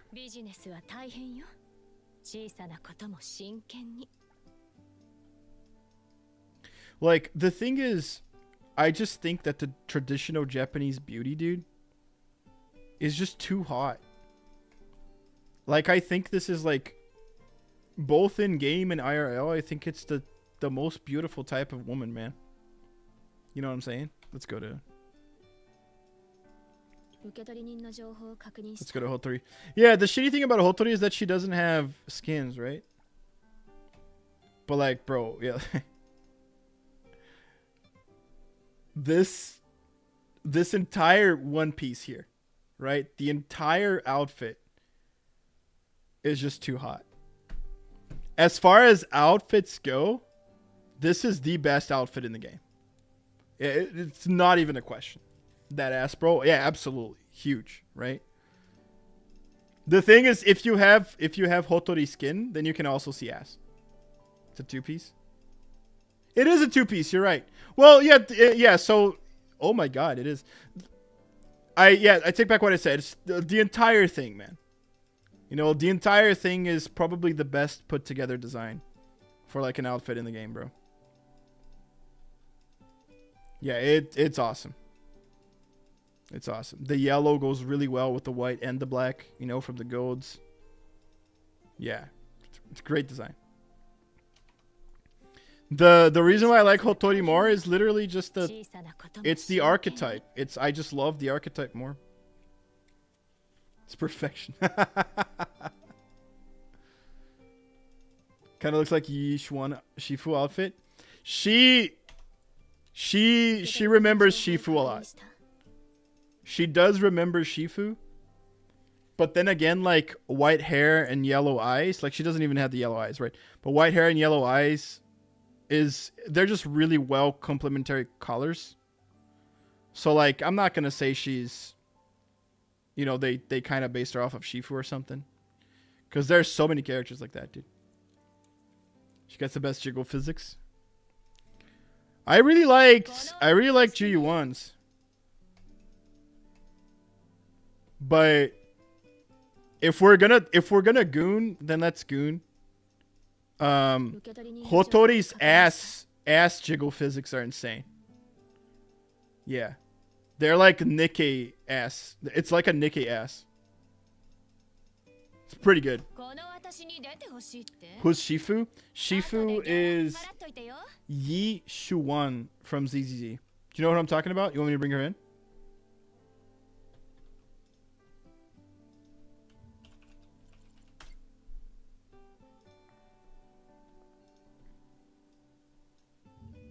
So this lady. Oh, I know. Yeah.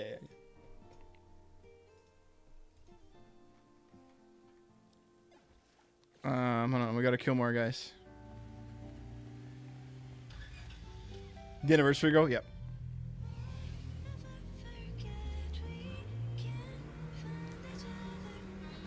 We call her Shifu because Shifu means master in Chinese.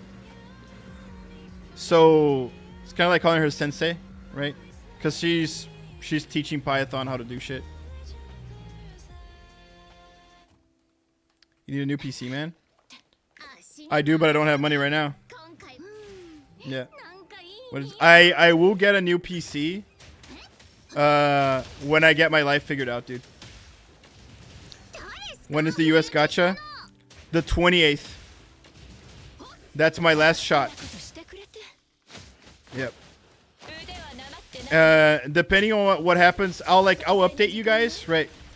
The biggest thing that I want to talk to you guys about that, like I don't want to bring it up too much, man. It stresses me out. But the biggest thing I want to talk to you guys about that is that fortunately, so two things, right? Of May. So fortunately, the company that I'm working for has been really good to me. And the work has been really gratifying. And I've been working my ass off, dude. So they are helping me out a lot. And they have shown to be willing to wait a little bit if we have to, right? So what I'm saying is that you guys know that I have a green card application going on, and that is set to come out like sometime this year. Unfortunately, it's much later than when I actually have to leave, but it's set to come out. There's chance that it can come out earlier, all that good shit, right? On top of that, I have the gacha going on, and if I win the gacha on the 28th, then I can just stay, no problem. And all I want you guys to know is that even if I lose the gacha, things are gonna be all right. The biggest amount of time, because the company is just, they're willing to help me out, right? So the worst thing that can happen is I might, not work for like 2 months and then come back to America and then everything's fine. Or I can choose to go to Canada and work from there and just like be okay, right? Have a place to stay and have everything there and everything's fine. So there's a lot of shit that can happen. The main thing that I want to tell you guys is that it's two things. First of all, I just need to know what's going to happen. Like I need to see the gacha result, and then I need to see what the company feels is going to be better. If it's just we wait for the green card, or we try Canada out, right? So I got to decide that. Once I decide that, then I know how much money I need to save, how much money I'm going to have to spend, if I'm getting something from the company to help me out in the move and that kind of stuff, which I am going to get. So once I get all of that figured out, I'll know how much money I'll be able to spend on a PC, and then I'll buy a new PC 100%. Because I felt like, sure, man, I worked my ass off. I really did, dude, to make a difference in the company and to make a difference in the project, and that paid off because now people like me and they're helping me out. But the big thing is I've been blessed with this work, and I was really lucky to be able to have a higher education like I have. So I have the money, man, right? I have the money. I just need to be responsible about it and make sure that I have my life in order. Oh man, it's because This is so stupid, dude. So stupid.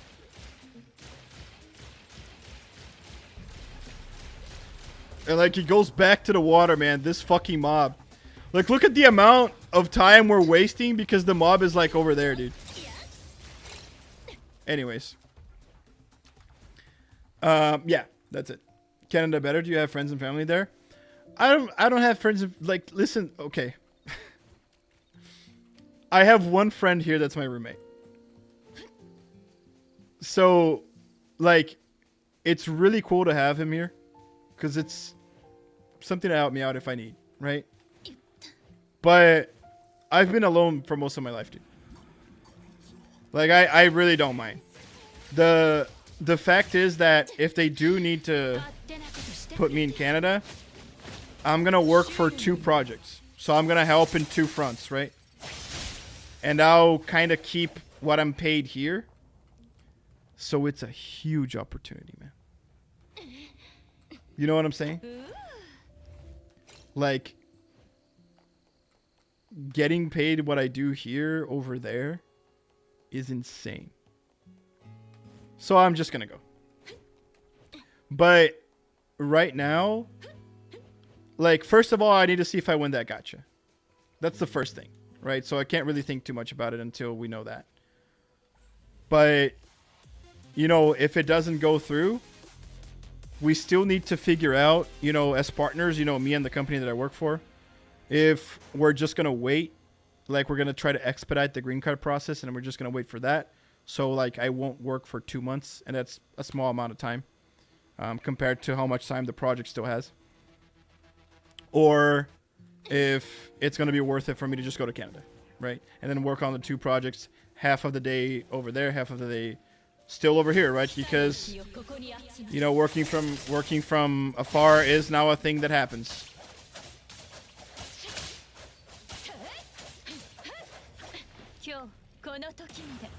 All right, man, we farmed every single one of these losers.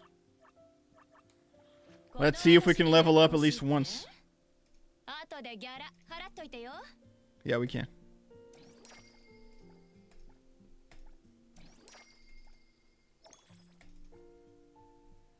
Requires appraisal level 3. Bullshit.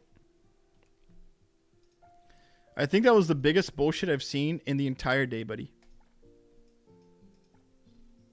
Oh man, we got a lot. Oh, we got a lot of boxes. We didn't even have to farm that shit. What is it, 5 that we needed? I don't remember how much we needed. Yeah, it is.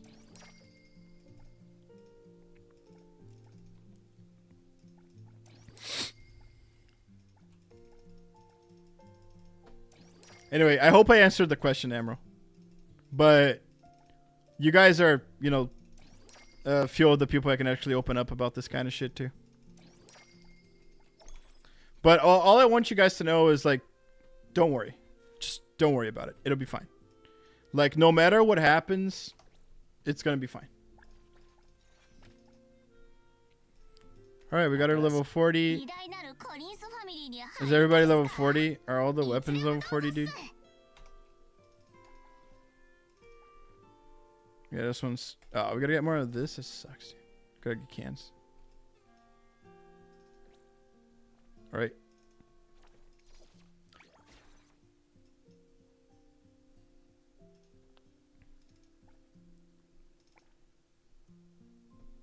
Oh, shit. I kind of like the management thing in this game. It's not bad. You know, like in Hoyoverse games, sending people out to just do shit is way easier. But, like, it's not bad, I guess.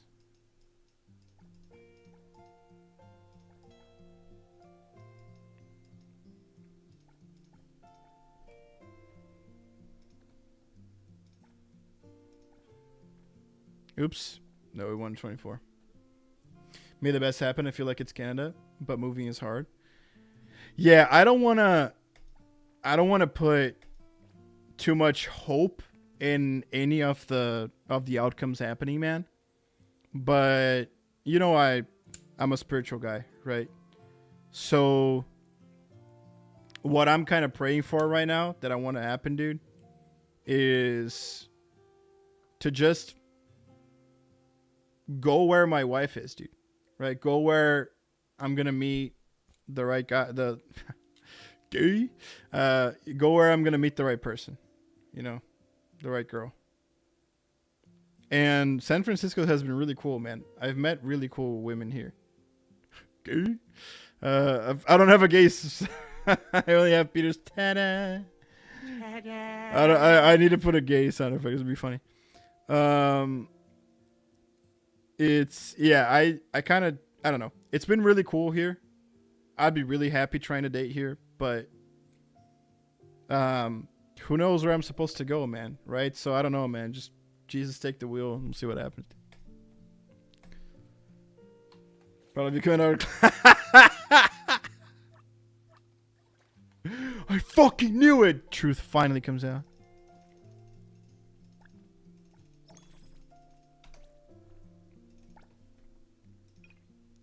Ooh, Yuki at it. Yuki's riding.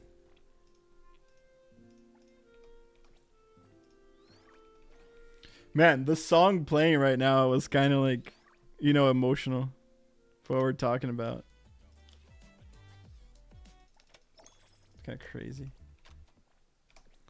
Ah, dude, I gotta leave in like 20 minutes. That's bullshit.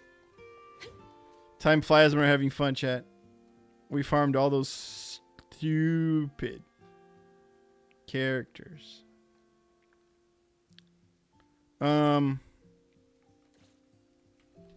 I was gonna do a little bit of the story, but like there's no point. Because we're gonna have to leave in 20. Let's farm cans, right? I need to farm cans.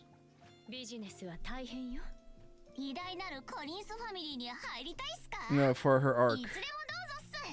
Yeah, we need to farm cans.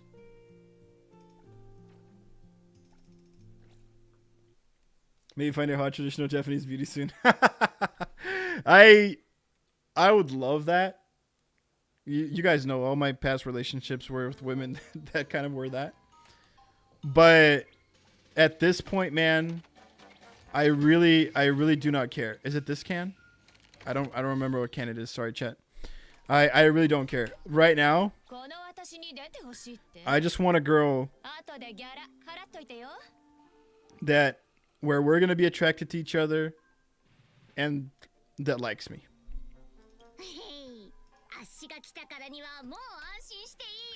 I just want somebody that likes me, man.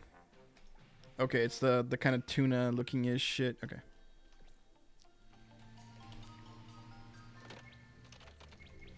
So it's this one.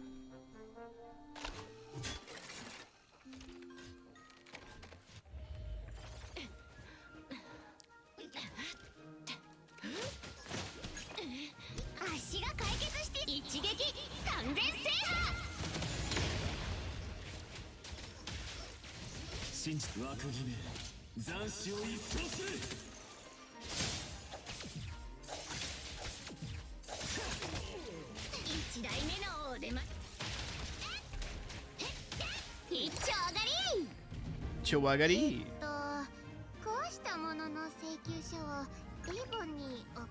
Yeah, like two. Oh, we got 6 cans. Do we need?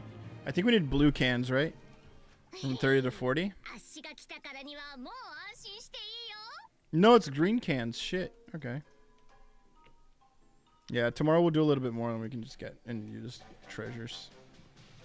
Do you guys know if mobs respawn in every day, or is it like once every 2 days, like Genshin? Hey, Kato, what you say is the best free to play arc for Nanali? Ah, fuck, dude. We're gonna have to look up a pre-doing on that one.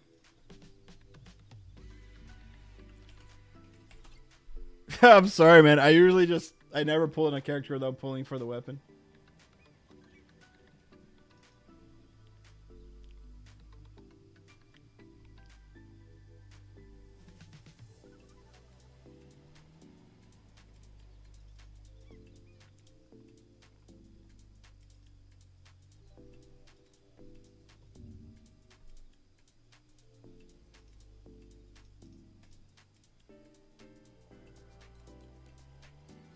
Fluff of Fortitude.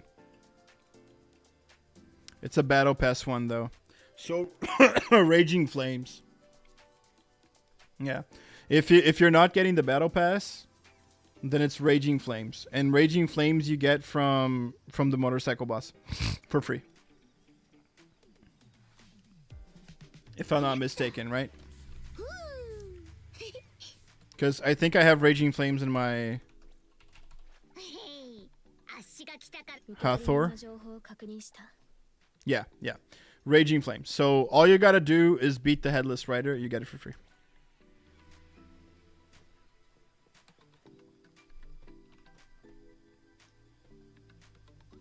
I have Raging Flames. I have two. Yeah, there you go. There you go. Yes, it is Hathor's best weapon. It is for Hathor. Yeah, for Hathor is like top one. But apparently it's Nanali's second best. Should I mix them or save one? I always limit break because like I don't. Man, like, to be honest with you, I don't have many teams built in gacha games anyways. Like, I usually only have 1 and 2 fully. Except, like, ZZZ, where I have, like, everything. And, like, Star Rail, where I had, like, 8 teams, right?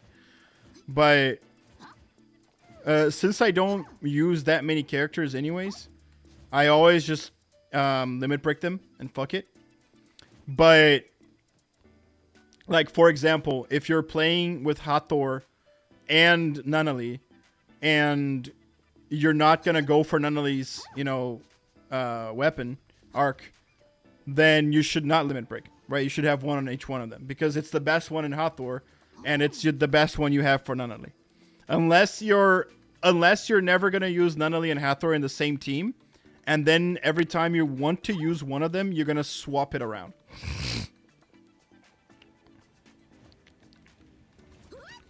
Yeah, maybe that was overly complicated, but I hope it made sense.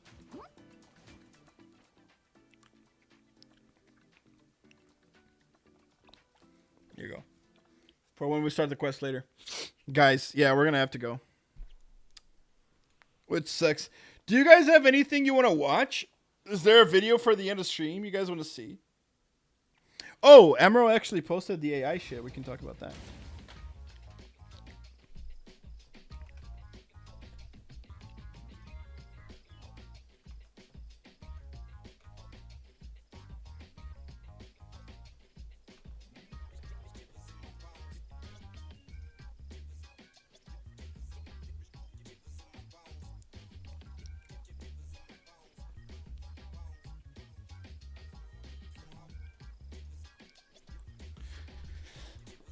So what's this about? Last year, the generative AI in the game development environment established itself as an undeniable trend. We all knew that. Anybody who thought that there were video game industry companies, like video game companies, relatively big, that were not using AI, was just an extreme fucking cope. Sharp contrast between those who advocate for active adoption, claiming that AI utilization is the future, and those who oppose it, expressing concerns about declining quality due to AI misuse. Yeah, that is a problem. Shut the fuck up.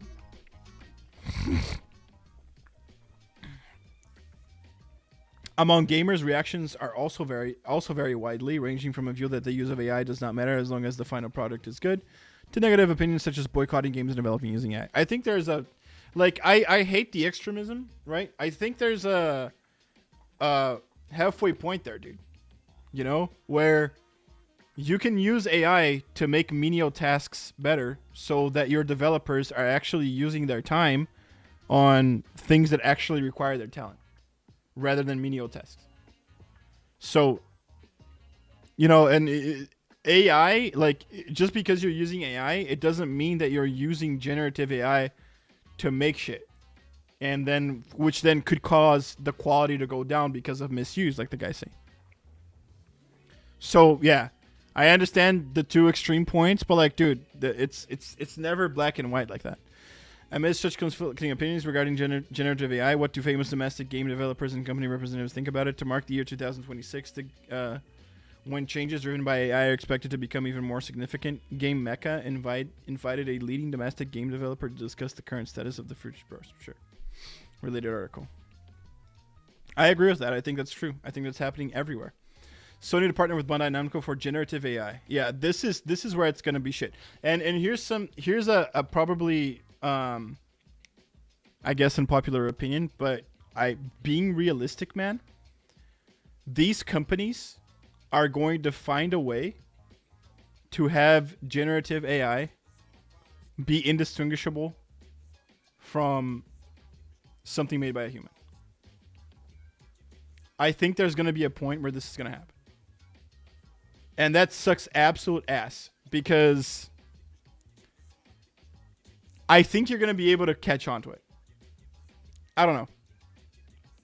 What do you guys think? I think there will be a point where we won't be able to discern very well.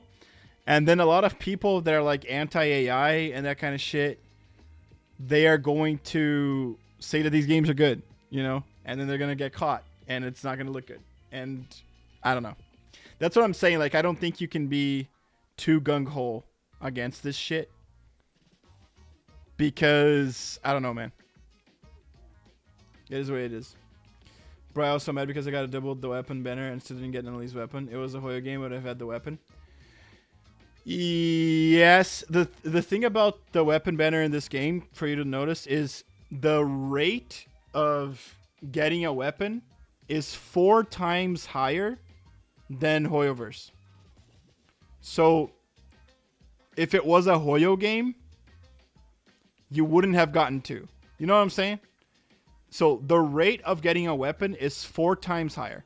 The problem is that the rate of getting the weapon you want is only 25%. So 1 in 4.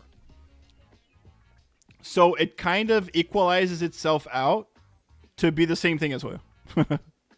Hoyo, but with a 1% chance, which is a lot more. AI will do most of the work and they will just draw on top of it. Probably, yeah. I think that's actually... Listen, man, I think that's already happening, Amaro. I think that is already happening. Like, I feel like the person... This is just my opinion on what I think is happening right now. Is the artist is coming up with the base concept for the character. So, you draw the character one time. And then you show it to the AI. And then the AI is going to be able to put that character in any position you want. You know what I'm saying? I think the same. Yeah, absolutely. So it's exactly what I said. Like, you create the concept, then you can just tell the AI to do whatever you want, then you're going to draw on it. Yep. Absolutely. Completely agree. We're committed to building a development... Oh, this is Google Cloud Japan. Fuck. We're committed to building a development system that consistently produces hit content accepted worldwide, and we are working on improving efficiency of game development by leveraging cutting-edge technologies, including generative AI. Everybody, this is insane. Immense Europe's AI-powered game engine rival. Fuck. From Guerrilla Games co-founder. Damn. Guerrilla Games co-founder of former Epic Games director Arjun Bruce has announced the Immense Engine, an AI-first game engine built entirely in Europe. The project aims to rival Unreal Engine and Unity with a fundamentally different approach to development. Arjun Bruce, co-founder Guerrilla Games. Guerrilla Games is the guys who made Horizon? Is it? And former global director of project management at Unreal Engine is building a new game engine from the ground up called the Immense Engine. Project positions itself fully European hosted AI native, alternate, dominant, and American Chinese engines. Bruce C. Shared his plans for publicity. Yep. And I think there are more people building engines on AI, by the way. This is cool, though. Never too lewdness. Unique. Dude, I have to leave. Wait, hold on. Do we have time? All right, buckle up because we're diving headfirst into one of the most...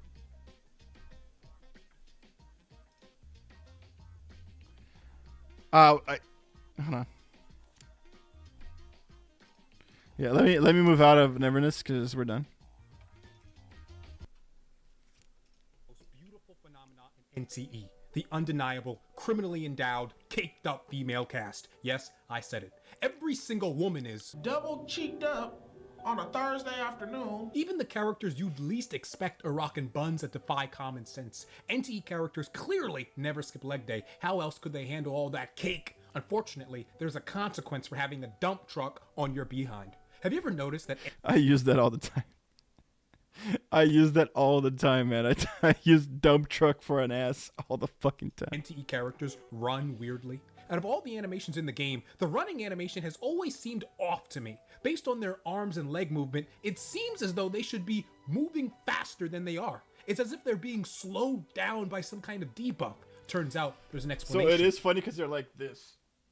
Like they're pinning up their ass. It's so funny. You know it, I know it, everybody knows it. It's clearly like because of their nobody runs like that. Greek-crafted buns. How can you possibly run normally when you're handling all that ass? Now, I know what you're thinking. This sounds like straight up Gooner talk, and you're not wrong, but there's a method to the madness. NTE doesn't just throw fan service at you. It teases taunts and rewards those willing to look closer. It attempts the impossible. You're not hit over the head with fan service. Soundtrack is Genshin Impact, man. I'm telling you, dude. There's one thing that I can't talk shit on Genshin. It's the soundtrack. It's fucking good. But you still have to look closely to appreciate the full effect. Today, I'm going to be analyzing deep into every cheeked up female character. Somewhere in the middle of this video, you're going to want to pull out. I urge you to last a little longer. It'll pay off in the long run. Alphard. Is there a better character to start with than Alpha? I think not. She is a woman with a robust backside, and the game spares no frame. Dude, remember when we played that scene? We talked, dude. Bro, Gooner Gacha gamers, we just think too much alike, man. Yeah, the thing is, Studio Hara knows exactly what they're doing, bro. They know absolutely exactly what they're doing when they put these scenes in. It's fucking insane, and it works every time, man. I still remember us playing this for the first time, seeing that scene, being like, okay. Can we rewind a little bit? I want to check something. To let you forget it. Without a shadow of a doubt, Alpha is one of the greatest introductory characters to NTE because the convenient camera angles zooming off. She is just right in May, though. Okay, for this one, we need to be real. She is literally just right in May. So we're pulling on her when she comes out, obviously. But all across her design really sets the tone for the entire game. You know exactly what you're playing. It's like a fusion of Raiden May and Kefka. Freeze time? Dear God Almighty. Kafka, sorry. Buns are so Kefka's the Final Fantasy. They're actually aligned with her head. This is outrageous. Not only did actually aligned with her head. Hold on, it actually is. Round. Damn. That they're actually aligned with her head. This is outrageous. Not only does she have an insanely plush caboose, but observe how strangely curvaceous. I think the one thing about this is that I think they all have the same size of ass. You know what I'm saying? It's the same model, dude. No, not saying it's bad. I'm just saying it's probably the same size of ass for every single character in the game. Raiden doesn't have that ass. Does she not? Thighs become due to the I don't think I just don't think you can see it. How is it possible Alpha I know Kefka has Kafka has that ass.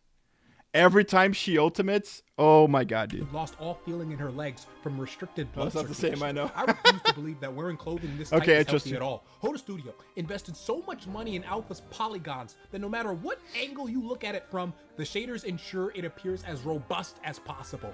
Unbelievable. Hathor, this character's buns fundamentally don't make any sense at all, displaying impossible physics in her glutes. Dude, that's quite bad, I know. Any character that I trust you. exhibits running strangely, it would be Hathor, and yet every other aspect of her is normal. If we take a look at her walking animation from the front, you'll notice it's relatively calm. Sure, she has some immaculate chest physics and really tight pants, but let's put those. This guy's good, man. I need to give him a like. Aside for a second, because that's not what this video is about. Everything looks normal from the front until you look at the same animation from the back. The mechanical physics of the gluteus maximus might be a little too realistic. Why is there so much hip sway? And then she starts to run and all hell breaks loose. Jesus Christ. That's when it breaks down, man. That's when we're done for, bro. What am I looking at? No. I'm serious. I'm gonna need you to answer me. The amount of stress her hip bones are able to take from the shaking of her clappers cannot be underrated. Literally, she's built different. Daffodil. When I love that he uses a different word every time. Saw her for ass dump truck clappers. That's pretty cool. Run in the open road. Clappers is pretty fucking good, dude. It felt like someone struck me across the face with a whip. Daffodil is one of the few characters in the game that's fully clothed. This is a special detail, because there's a unique kind of lewdness that can only be achieved when you're wearing clothes. Sure, it's cool and all when characters are half naked, but that can only show you part of the... That is so true.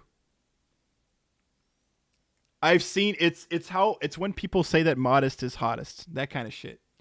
There is a unique sort of attractiveness that you can only see when people are fully clothed. But I will say something. There is a difference between being fully clothed and fully clothed anime manga style, where the clothes are like glued to your body shape. There's a difference. So I agree with him, but I kind of agree with him more only if it's like this. Picture. Allow me to show you a whole new world. Look at the creases that form at the bottom of her pants when she's walking. This is remarkable. This doesn't exist for characters who wear shorts or skirts. In fact, it's because she's wearing pants. So this is what Kafka has in Star Rail. Same shit. It's because you have, this insanely tight pants that are like skin tight that you see the crevice. Yes, that's exactly what I mean when I say Kafka has a huge ass. You can actually see the outline of Skin her tight glove, yeah. flowers. Wow.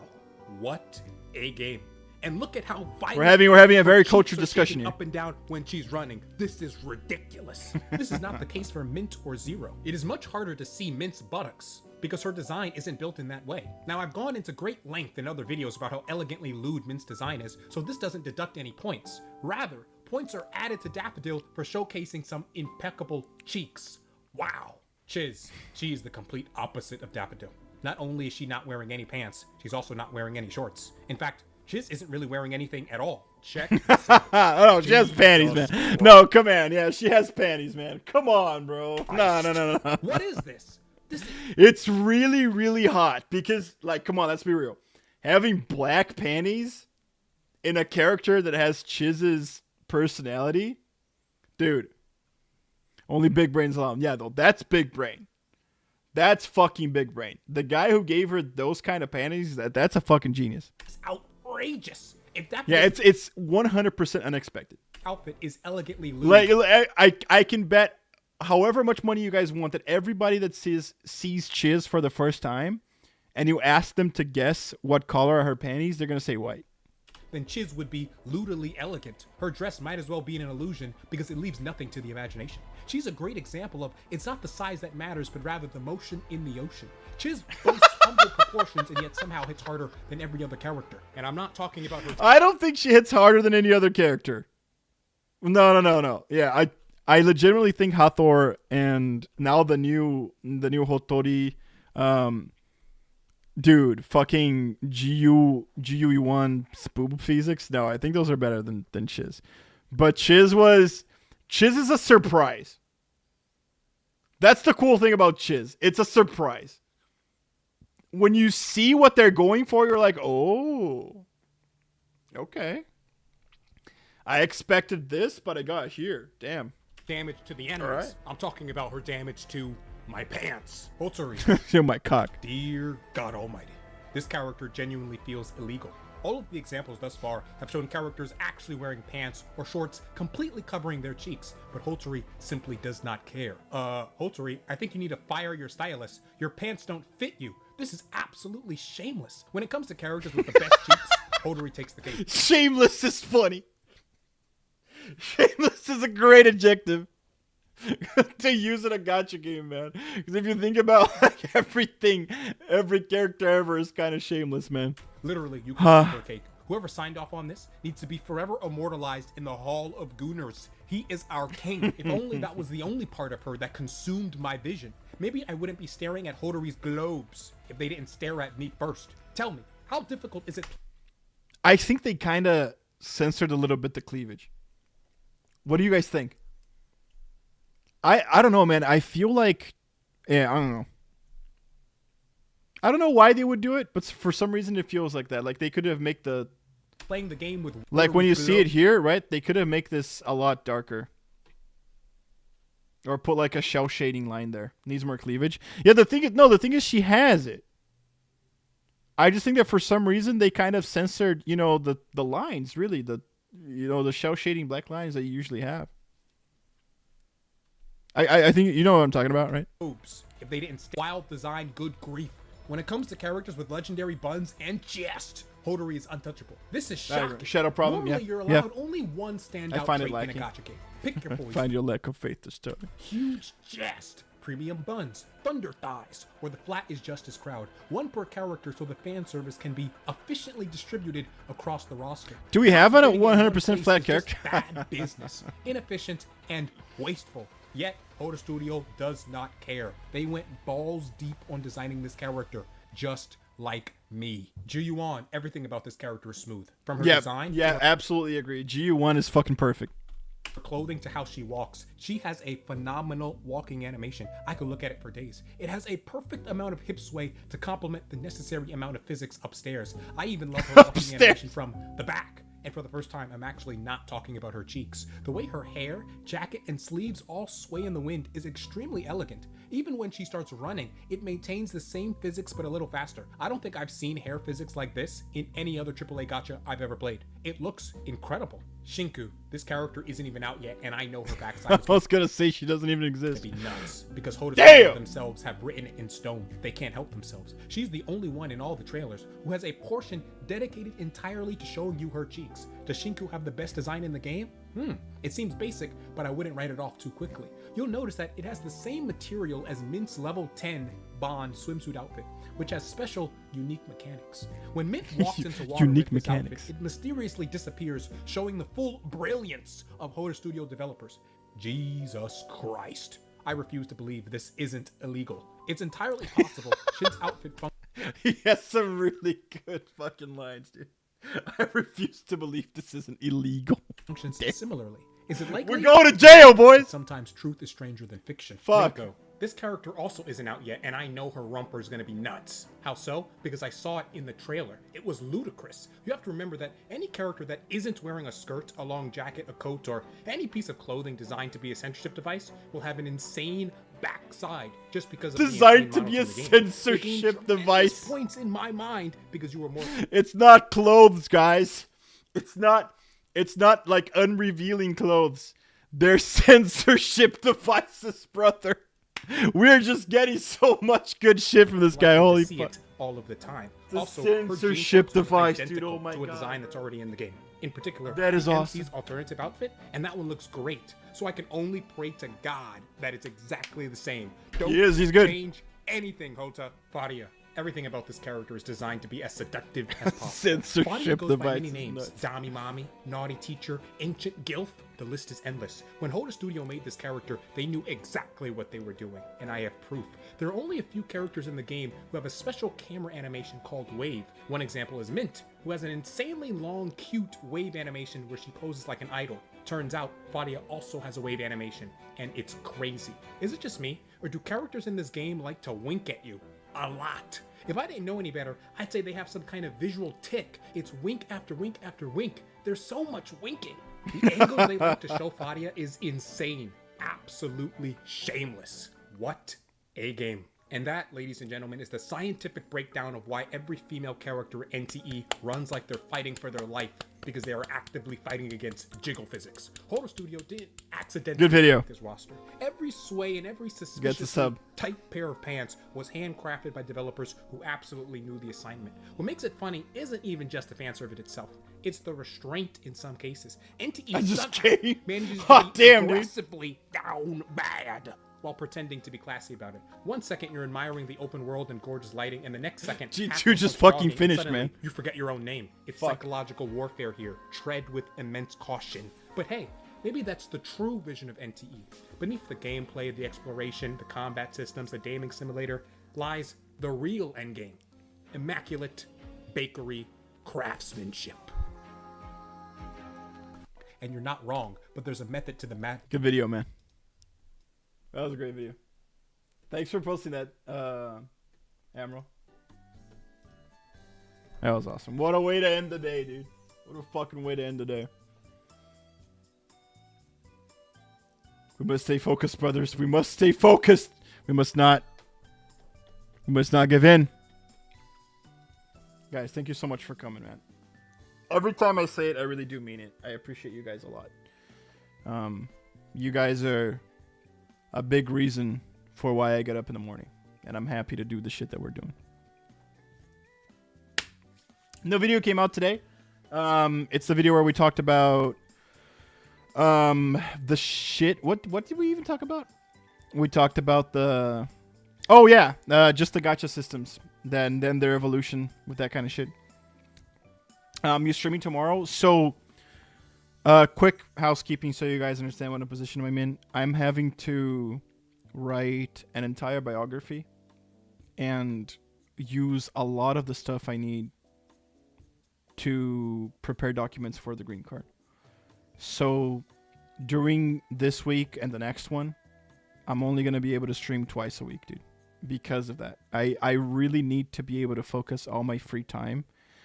You know, during a couple of days and during weekends so I can do that, right? So from tomorrow to Saturday, I'm gonna focus on that and make sure I get everything I can done as fast as I can and as with quality, right? And then I'll take off Sunday and Memorial Day because it's a holiday on Monday. So I want to make sure that I rest easy and rest well during those days. But depending on how much I get ready or not, I'll be able to stream next week 2 times too. But for these 2 weeks, man, this week and the next one, I really, really need to get this shit done. And I need to make sure that it's good. Because it really kind of defines my future, depending on what happens with the gacha, right? So yeah, so unfortunately no.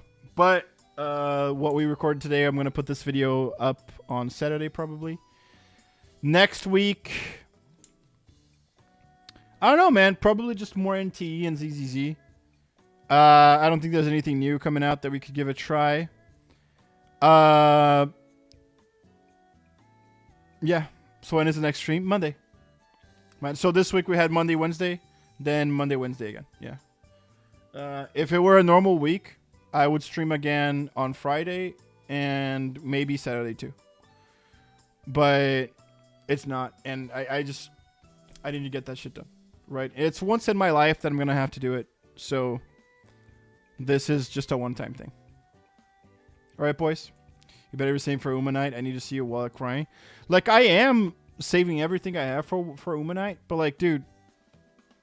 I can't skip Remiel. Right? Like, she's probably going to come before. You know what I'm saying? But I'm probably going to skip Billy. But the problem with skipping Billy is that maybe he's going to be good with Umanite. So, I don't really know how much I can save. You know, except the allowance that I put onto myself that I can spend every month. No worries, take care, good luck. See you Monday, hopefully. Monday, I'll be here for sure. Like, it's 100%. But, yeah. Yeah. But I'm going to have to use that time. But thank you guys so much for coming, man. You guys are awesome. I always appreciate you guys being here. Thanks for, you know, giving me your power, giving me your energy for the Genki Dama, dude. And... just being the cool people you guys are. Thank you guys for all the conversations we have, for the videos we record and that kind of stuff. I lost focus. And you guys are just the best, man. I wish you guys a good night. Please stay safe, sleep well, take care of yourselves. Don't fucking spend money on gacha games for the love of God, or else you die like Crash. You guys are the fucking best. I love you. Sleep well. See you guys on Monday. I'm on Discord. You guys can talk to me on Discord any day. I'll respond. You guys know that. If you got more shit you want me to watch, shit you want me to react to, if you got good ideas for videos we can make and we can talk about and we can discuss, go ahead, post them on stream links. I appreciate that a lot. And thank you guys again, man. You guys have a good night. It's me, your boy Ktsu. We're signing out. I am so tired. And I don't even know why. But I am so tired, dude. Love y'all.